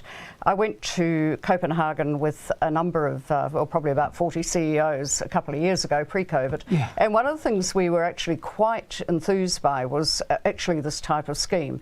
It could be opted in or opted out of. If you opted in, you paid a significant insurance amount, but what happens is if your business, for instance, was subject to major change, through future of work changes, that type of thing, you did get a significant boost. You could take time to retrain. You had, roughly 80 or 90% of your, similar wage covered off. If you didn't want to be in it, you got a lower unemployment benefit. What we don't know is what the detail around this will be. It will open the way to people self-insuring, a bit like the ACC, and that will shift a bit off government balance sheet. But by same token, it would enable for, greater payments to be made for people so that they actually can make those changes. I thought that was actually the most interesting aspect today, that combination of private enterprise but also, with a government floor. And having Business New Zealand and the CTU around the table, particularly at a time when, in a lot of other areas, employment law and labour law is going to be pretty fraught in the year ahead, I imagine. Yeah, and obviously they've made the point going back 30 years, and of course a lot of people who are voters won't remember that, because that is a very long time ago. I mean, you'd have to be late 40s, 50 to even take this on board. Ruth Richardson really getting a hammering today. Well, yeah, but who remembers Ruth Richardson? I mean, seriously, obviously Jim Bolger, who's also been part of this great road to Damascus reversal, where he's suddenly decided everything he shepherded in back then isn't appropriate now, and so he's advocated for fair pay agreements, that type of thing. And so you've seen that turn back. You've seen a number of other interventions, and that's interesting. I mean, these things tend to be broadly cyclical. You tend to get a correction every now and then. It gets too far market, it gets too far state. And the interesting thing is, to me, is how the state is grabbing its hands around more and more of the economy. And that can be viewed philosophically, is this good or is this bad? But if you go back to the kind of comments Jacinda Ardern made when she came in, essentially saying capitalism hadn't delivered. Well, 3 years of her government hadn't delivered either, because she promised that they were going to do something about homelessness, about kids and poverty, that type of thing. But all all we've had really is a poultice of cash, and I don't think that's going to be enough. Yeah, I mean, business will be pleased with some of the sort of management of debt and return to surplus and things, but there wasn't much there in terms of, you know, the kind of things maybe we saw out of Australia, tax breaks for R&D, you know, how the transformational stuff for business to really lift growth and a great deal of incentivisation to stay on your benefit, but not enough to actually get you shunting off somewhere else. And I think the Australians have been quite smart over time, you know, even going back to their version of Job Seeker, you know, where they topped up significantly the ability to go out, if you're on a benefit, you know, to go out to the country, work on the farms, work bringing the harvest in, that type of thing. Well, the government has, I think by memory, $160 a week you can keep an additional earnings before you get that abatement, and that is a good thing. Maybe it needs to be a little bit more aggressive. People need to, you know, get back to working again, really. Certainly, if they're going to be closing the borders and so on. So, look, thanks very much, Fran. We're going to leave it there. We're going to go back to Wellington to Derek Cheng, who's going to be talking to, I can't quite read that, but Debbie Nawera Paka, and then we'll be back up here shortly. Cheers. Thanks, guys. Thank you. All right, I'm here with Te Pāti Māori co-leader Debbie Nawera, and what's your views of the budget this year? I just said this earlier. It's good to see recognition of the inequities that we have as Māori. So there has been more emphasis on targeted areas, specifically in housing, which we needed to see. And do you think that's enough? 380 million. 1,000 new homes, 700 repaired? It's never going to be enough given how much deficit we're contending with. We're contending with 30 plus years of intervention required. So, you know, it's a start, and what we need to do is see this continued heavy load, front load investment to be able to address the fact that 19% isn't going to address the fact that 50% of those on the social housing waiting list are Māori. So, but what we are pleased to see as a part of that package is that there's more recognition and connection to iwi and hapu, so by Māori for Māori solutions, which actually will mean we'll get quicker, you know, equitable solutions. That's great. Also specific targeted money in health and money to realise the Māori Health Authority. That must be pleasing for you. Yeah, it's a start. I mean, I've got to say, given the weight of what is expected from the Māori Health Authority, you know, we do need to recognise what it is addressing. But yeah, I guess probably we're really puzzled by the fact that the whānau ora hasn't received any funding, any new funding, and yet on, I think, page 7, it's acknowledged as being the success model for addressing inequities and for Māori. So if it's indeed a prototype that the Minister himself has, you know, promoted, then we would have expected to see that has more investment, because what's working is actually what we need to see more emphasis on as far as the government's budget and its support. There'll be lots of Māori who will benefit from the benefit boost. Do you think it's, what's your take on that 32 to 55 extra a week, beginning from July, another boost next year? Well, we're already contending with a two-tier benefit system, those who before COVID and those after. Look, it's not enough. The incremental approach, we've heard it from all the experts, the Welfare Advisory Committee, we've heard it from Salvation Army. We know it on the ground, the pain. It needs to be moving to a level that is addressing the living rate, and that's certainly what was recommended. And I think it's a shame that they haven't had the boldness to do that, and we have to keep pushing that's the explosion needed to actually, you know, get rid of poverty in the homes and for our children. There's lots of pressure on the Māori Labour Caucus for delivering for people over Aotearoa. Do you think they've delivered? I definitely think that they've moved a step in the right way, but we need to have more than incremental steps. We need to have bold transformational steps, and certainly now it'll be how that manifests and how it's delivered, and we'll be there to hold them to account and push that along. Kia ora, Debbie. Thank you for your time. Kia ora. And welcome back to the Herald newsroom. With me I have Simon Wilson, senior writer for the Herald. Simon, we're just talking, it's really, you know, the stars of the show have been the debt track and the social welfare spending. Yes, I think that's right. Does that leave you a little bit disappointed about other areas of spending? Well, it does. I thought there might be more about transport and the related issue of climate action. It's clearly time for the government to be making significant moves in that area. There are a whole number of small policy announcements and they add up to something, but there's nothing in those areas that is anything like the announcements in welfare. In terms of being transformational, all that sort of stuff. I mean, there was it's always big numbers with infrastructure. So I see 15.1 billion across 4 years extra. But is that going to be meaningful? A lot of that is actually upgrading school properties and hospitals and things. That's right. And Grant Robertson listed roads and schools and all sorts of things. Yeah. But he didn't say how the money's going to be focused, and that was a particular concern for me. That because he didn't say how it would be focused, it's very hard to know whether there is a transformation going on in there, or whether it's simply a little bit more of what we've been doing for some time. Yeah, sure. Politically, do you think? I mean, he's. I'm interested in this because he's talked so much about the balanced path and how do you think he's going to go in terms of reaction, say, from the left of the political spectrum? Are they going to be happy with this level of spending? I would imagine no one's ever going to be happy, know, and maybe that's fair enough. But the thing that strikes me about this budget is that Grant Robertson appears to have had a really serious go at finding the holy grail of a social democratic finance minister, which is to keep the money people happy and to keep and make the social people happy. In other words, he said, okay, we are going to pay down debt, we are going to take a classic neoliberal line on that, but at the same time he said we're going to significantly increase benefits, we are going to do the kinds of social spending that are not austerity measures, they are stimulus measures, and they're quite different from what we've been doing before, really. And trying to marry those two is never easy. No one's ever been particularly successful at it. This strikes me as Grant Robertson's best shot at trying that. Yeah, I mean, he's made it very clear that he's not going to dip into the sort of the COVID fund or the kind of I guess big spending we've seen from the US and Australia, which is like now we put the foot down. He's still in that cautious New Zealand Finance Minister mould, which actually seems to go quite well with a large chunk of the population. It's hard to know. They identified themselves 3 big areas of poverty, particularly relating to children, and housing, and climate action. And certainly there is some progress on housing. There is this peculiar prediction that we'll be back to almost zero housing inflation at any moment or next year, which is would be quite dramatic if it happens, and very fast. So it's hard to see how that's going to happen. But Treasury have had their say, I guess, and they've clearly moved on poverty.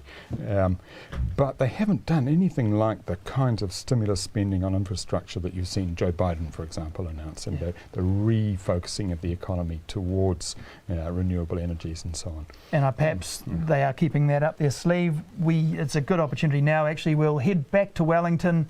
Derek Cheng has Grant Robertson, the Finance Minister, with him to talk through some of those points, and we'll hear from him now. Man of the hour, Grant Robertson, free of the coalition shackles. How does it feel? And this parliamentary majority, you must be stoked to be able to deliver a Labour budget for the first time. I'm still very proud of what we did in the last term of government. We did achieve a lot in a number of areas, but this is a Labour budget, absolutely. We focused on making sure that every New Zealander gets a chance to contribute to our recovery, some big investments in health and education. So, I'm very proud of it. Yeah, what do you think of those forecasts, Treasury forecasts? There's been, you've said yourself, lots of uncertainty, volatility, 4.4% economic growth. Is that really going to happen? Look, that's their forecast. And actually, the Treasury aren't too bad when it comes to GDP forecasts. They tend to do fairly well with those. There is a lot of good signs in the economy. At the moment, unemployment is way below even where they forecasted at 4.7%. We're seeing jobs being created all over New Zealand. Our exports are holding up. So, I think we're on track to achieve that. Is this the first step? You talked about a whole term looking at child poverty. Could we expect more in this area in coming budgets? $20 a month from July is a very small first step. Well, we brought that forward because that would normally come in on the 1st of April, and so I think those lifts that we do see from the 1st of April next year are big, and they'll make a big difference in the lives of those people. But absolutely, we've acknowledged there's more to do. There's more to do on all 3 of our priorities: housing, climate change, child wellbeing. There's still more recommendations of the Welfare Expert Advisory Group, but I think we can look back on today and say this is the day where we actually said New Zealanders on any form of income deserve some dignity, and we've restored some of that. And $5 billion left in the COVID fund. Is that enough? I mean, 14 billion went out in the wage subsidy. If we get hit by another outbreak, we need to deliver more to keep people in jobs and to support businesses. How long is that going to last? Well, firstly, the outbreaks are less likely now, and with the vaccination program well underway, I think we got them under control. But there is still a buffer. The last outbreak we had in February, we spent less than $500 million. So, we're in a strong position there. But obviously, if we ended up back at the worst of all worlds in level 4, we've got position now and room now within our debt figures to be able to borrow more if we had to. But actually, the vaccination program's rolling out. New Zealand has, got good defences being built up. And Treasury forecasts for a significant opening of the borders next year. Do you think that's possible? I think it is possible. Treasury make those assumptions independent of government policy. Obviously, we've seen the borders open with Australia and the Cook Islands, and we're looking to do that with other countries as it's safe to do so. But it will be a gradual return, absolutely. So, talk us through some of the budget day traditions. I understand there were some cheese rolls that were consumed, although I don't think you made any of them yourself. Not this year, no. They were made by one of my staff and they were excellent. Very traditional Southland recipe, so it's just cheese, evaporated milk, bit of onion soup mix. Away you go. Beautiful. And obviously the other one is the Thai. Yeah, talk me through the Thai. The Prime Minister gave this to me. It's made by Stitched, which is a small company in Cambridge in the Waikato. And you can see, you may not be able to see properly on the camera, but you can see it's got a nice little pattern in there and one I think I'll keep wearing. Thanks for your time, Grant. Cheers, Derek. All right, and we are back in the Herald newsroom. With me I have political commentator, sometime philosopher, Matthew Hooton. G'day. Matthew, hi. So, what are the highlights for you here? I mean, obviously he's talked a lot about that balancing act. Well, it's got a blue cover, but it's deep red inside. It is a Labor budget. He will be very proud of this from a Labor perspective. In the government's early part of their term, or their first term, they talked a big game about infrastructure, 100,000 houses for Kiwi build and so on and so forth. They tended to fail on those projects or were unable to deliver on them or execute them. They also had sort of things like the 1.9 billion for mental health that was unallocated.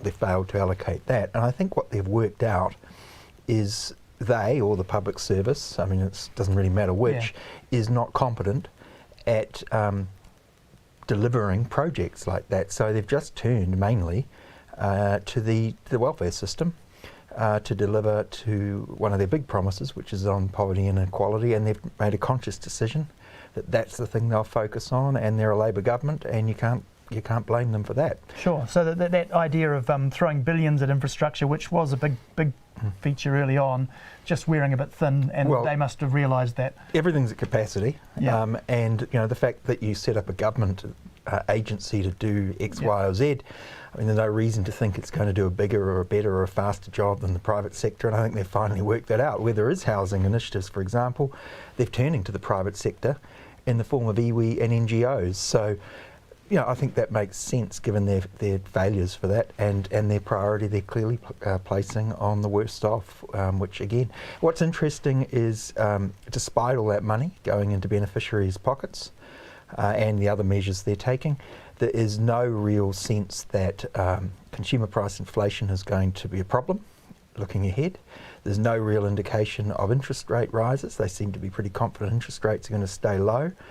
And that's a little weird then that they think that the housing market is going to stay at below 2% annual inflation. I think that seems heroic. It does seem like a big forecast. I mean, it's 17-point-something% this year, and it goes down, I think, to 0-point-something and then up to 2. But I mean, the idea that house price inflation will be below consumer price inflation, I think we'll be wanting to watch that closely in the year ahead. And of course, inflation, this big issue around the world about economies hitting capacity. In New Zealand, small economy really hitting capacity already. So I guess, they had to be a bit cautious with the stimulus compared to other countries. But, that beneficiary money will go out into the economy. That will be a kind of stimulus. Potentially could add to that pressure on prices. Well, it could. I guess what they would say is while some parts of the economy are at capacity, like construction, I mean, there's shortages of building materials. Certainly, the tourism sector isn't at capacity. Certainly, the hospitality isn't at capacity. Certainly, education, international education, isn't at capacity.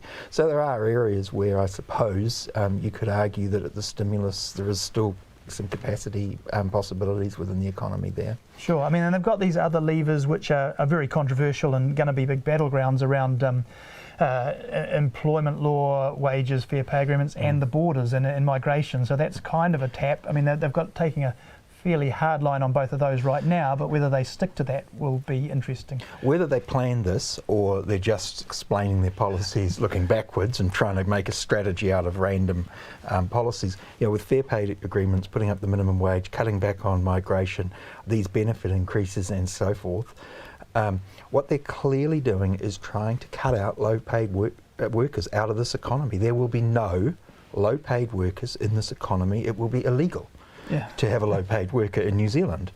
And fair enough, they're a Labour government, but what they also argue is that will force some businesses out of they'll go broke, which they say that's what happened that's fine if that happens, and it will force others to invest in technology and in training and raise productivity. And so it's a big bet on. Well, it is a big bet on that, but I mean, I think it's a bet they've taken, and I guess to their credit, they are willing to say, look, if your business relies upon low wages, if you don't want to invest in technology and improve productivity, if you don't want to invest in training, then we don't care that you go broke. Yeah.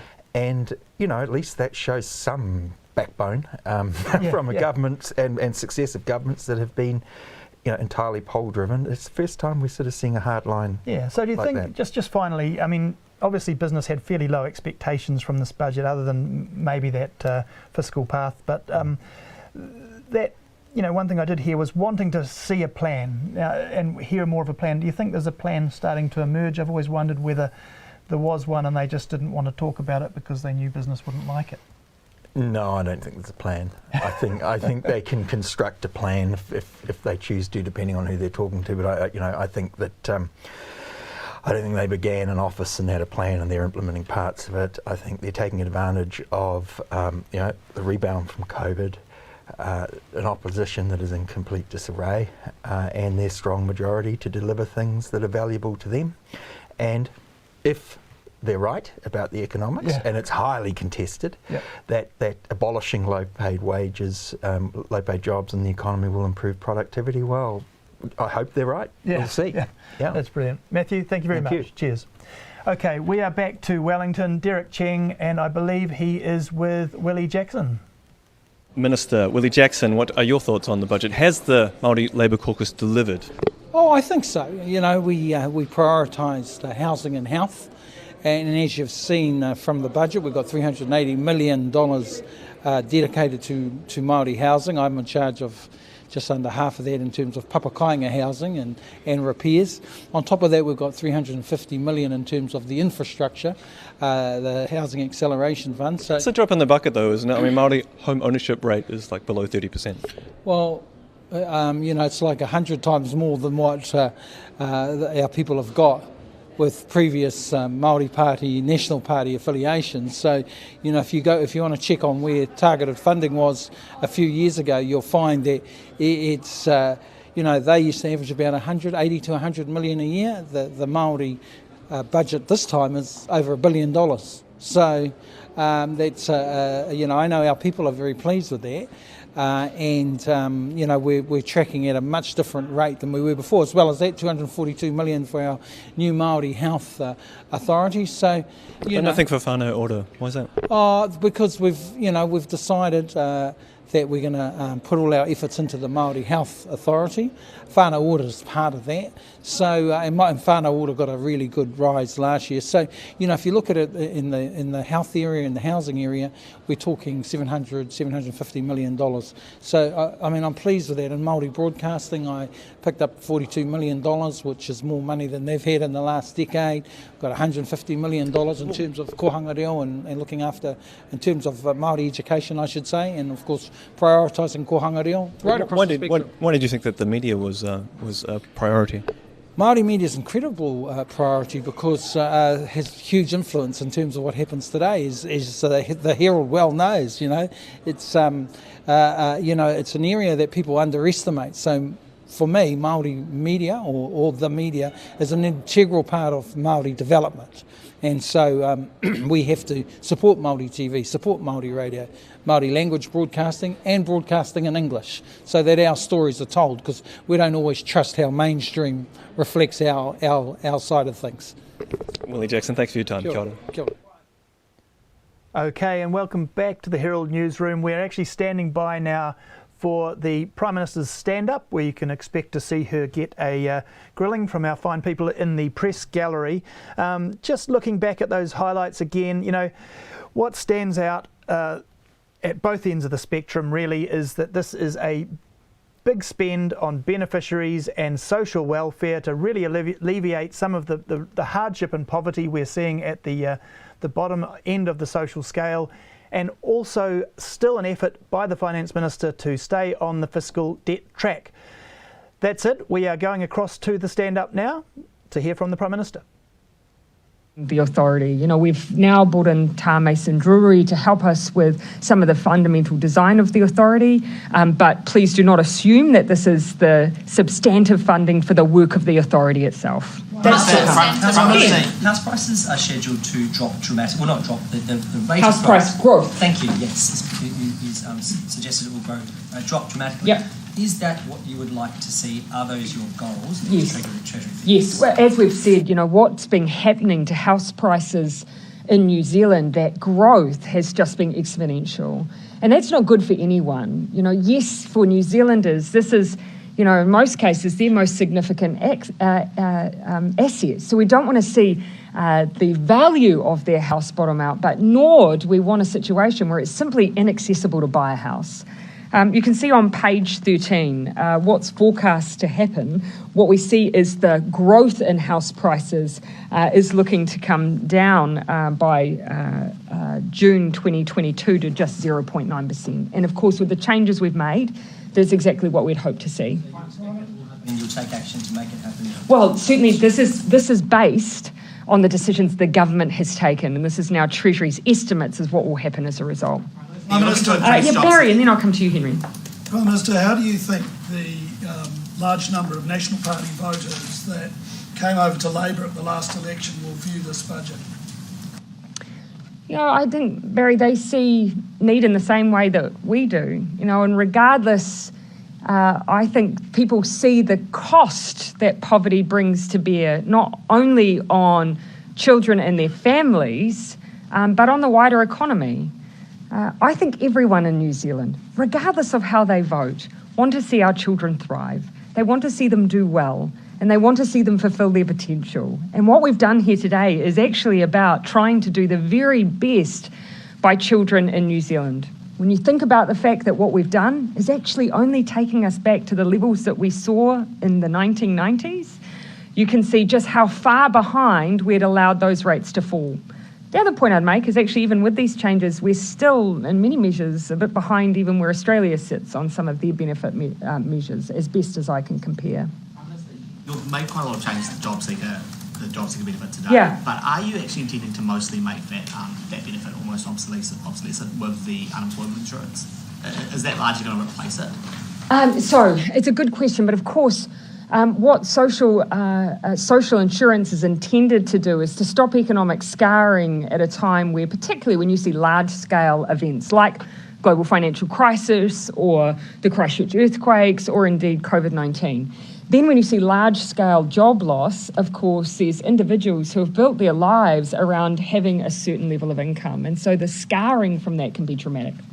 What a social insurance scheme intends to do is try and ease that period. So if there is job loss, provide some certainty of income while they transition to another part of the economy and while they get another job. Of course, that does not remove your need for a job seeker benefit, because globally, social insurance schemes are time limited. They run out. And if it's the case, even when you have interventions to support people into work, if they do not find it, you then still need the safety net. But what it does do is ease the period so you don't have that jarring impact and the economic scarring that I've talked about. Is it fair that it's going to be so much more than someone would make on the job seeker, just because they might have a high-paying job? Yeah, and look, I mean, what we want is something that is available to to anyone, regardless of whether or not they're in a low-paid or a high-paid job. And that's why we're talking about maximums and minimums to sit in there to try and bring that fairness. In the same way you have a cap on ACC. It's why, for fairness, we've also said we want to look at how it might apply to someone who becomes ill or disabled while working, because that's one of the things that the social sector raises an unfairness question. But in terms of having this as something that occurs through job loss, it doesn't remove the need to still have, essentially what is a tiered regime so that you can prepare yourself if your income is going to drop below social insurance, and prepare yourself if you are going to find yourself on the government safety net. Of course, the models that we see globally, Barry, are similar to a ACC-style model. There's a lot of conversation yet to be had with business representatives, but keep in mind it was actually through the Future of Work group and Business New Zealand that they were advocating for a model like this. I'll try and canvass around. How confident are you with the Maori budget announcement that that's actually going to be enough to help lift Maori out of poverty? Well, look, we know from some of the estimates that, for instance, for the child poverty initiatives, that even though we estimate about 33,000 children, up to 33,000 children will be lifted out of poverty, there's an estimate that it will benefit at least 13,000 Māori children. And given the impact of the disproportionate impact of poverty on Māori children, we need to see that number of children and more lifted by initiatives like this. Also on housing, it's a fact that we have low rates of Māori home ownership. That means we do need these targeted initiatives that are focused on bringing housing alongside iwi and hapu into the market to ensure we have higher rates of Māori home ownership. Enough money to build the structure as well as really get the mahi done at the community. And again, this is where I'd say it really is about building the infrastructure. So this is our starting point, building the Māori Health Authority. We may see some lower levels of commissioning in the beginning. This is not the full funding of the Māori Health Authority. We should be really clear. Children's Commissioner Can we start with just a couple of questions? I'm just aware of who I haven't had. I'll come to you and then to them. When the Children's Commissioner read the budget this afternoon and he saw that money being spent to help children in poverty, he said hallelujah. When you got $3.3 billion over the line to help children out of poverty, what did you think? For me, I look at this in two ways. I think all New Zealanders want to see children doing well. It's one of the values I think we hold as Kiwis. We don't like to think of ourselves as a place that has persistent child poverty, and that is what we are trying to address here. But at the same time, we're recovering from COVID. So what better than an investment that not only helps our kids, but helps stimulate our economy, get money spent in our local economies, and help continue to see job growth and job creation. One word, what do you think? Relief? Elation? Oh, for me, the work is never done. So today, this is a milestone, but we keep going. And I had Claire, you'll be my last question. At the other side of the event, what do you think that workers and so-called Middle New Zealand will see in this budget for them? Yeah, and here we see $57 billion investment into infrastructure. Now, that not only means that we strengthen our health and our education services, which are so important to every New Zealander. The investment in infrastructure up and down the country means jobs, means we're creating a pipeline of work. And that's exactly what New Zealanders are asking us to do. While we recover from COVID-19, invest in the kinds of initiatives that fix the deficits that we've had as a nation, but create jobs at the same time. Thanks, everyone. Minister Cephaloni.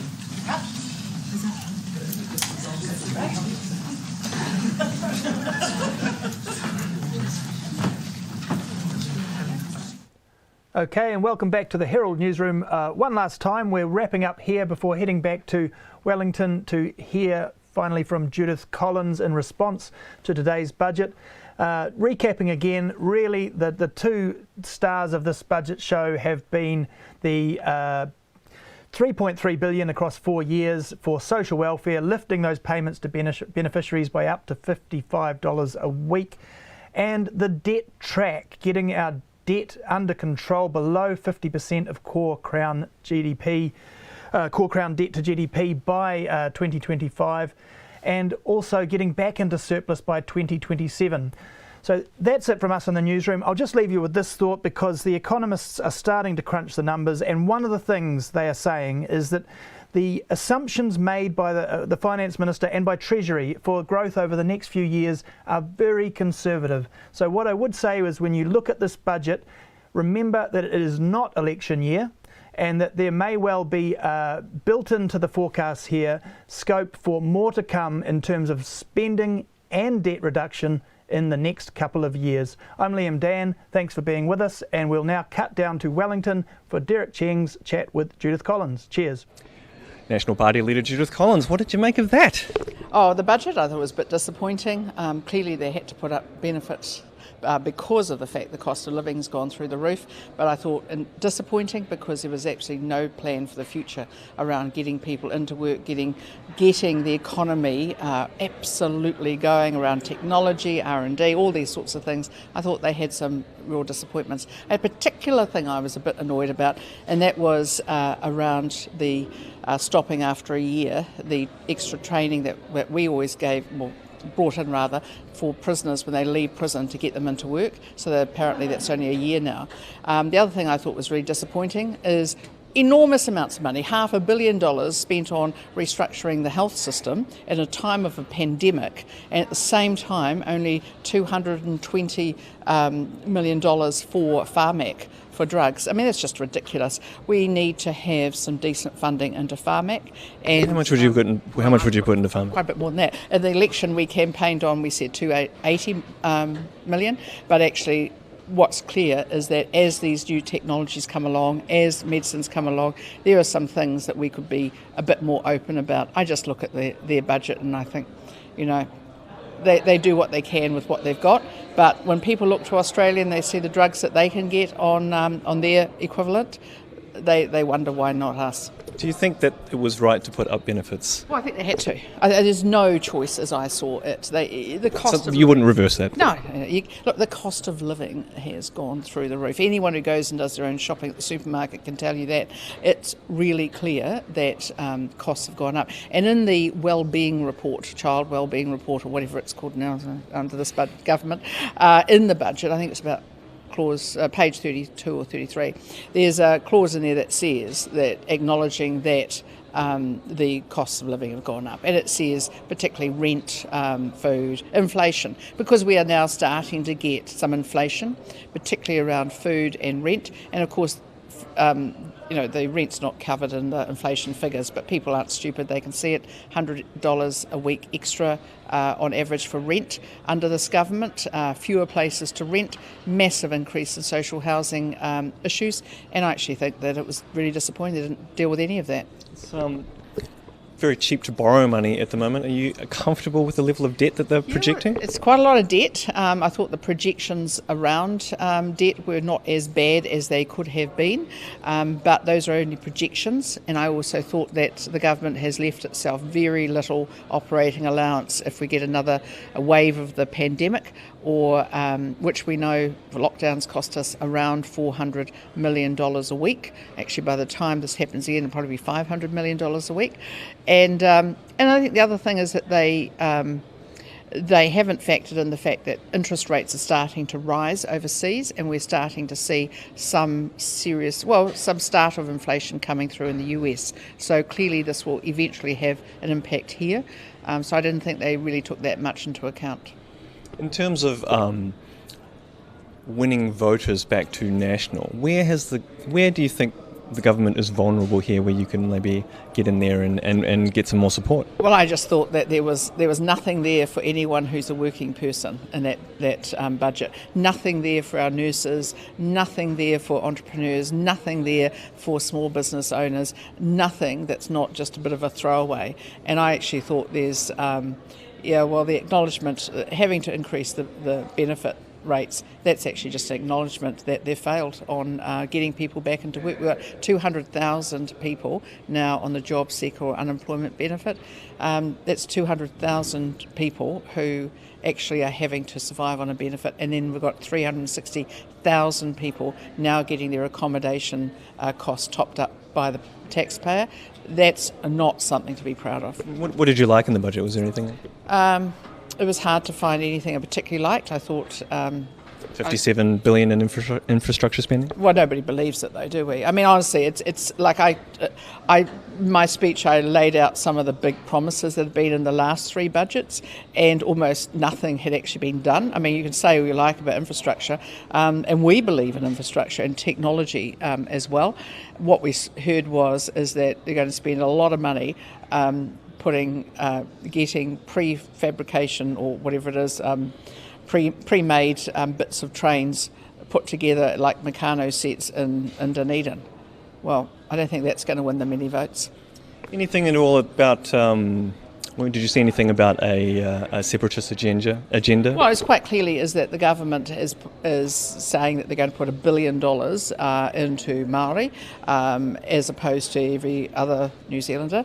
But I also saw that, we've never been against the papakaianga, which is basically putting essentially social housing on Maori land. That was an idea that we had. What about the $380 million specifically for Maori housing? Yeah, I thought that was an unusual one. I thought too is that I particularly found interesting was that 700 homes, as long as they're owned by someone who is Maori, would get renovated.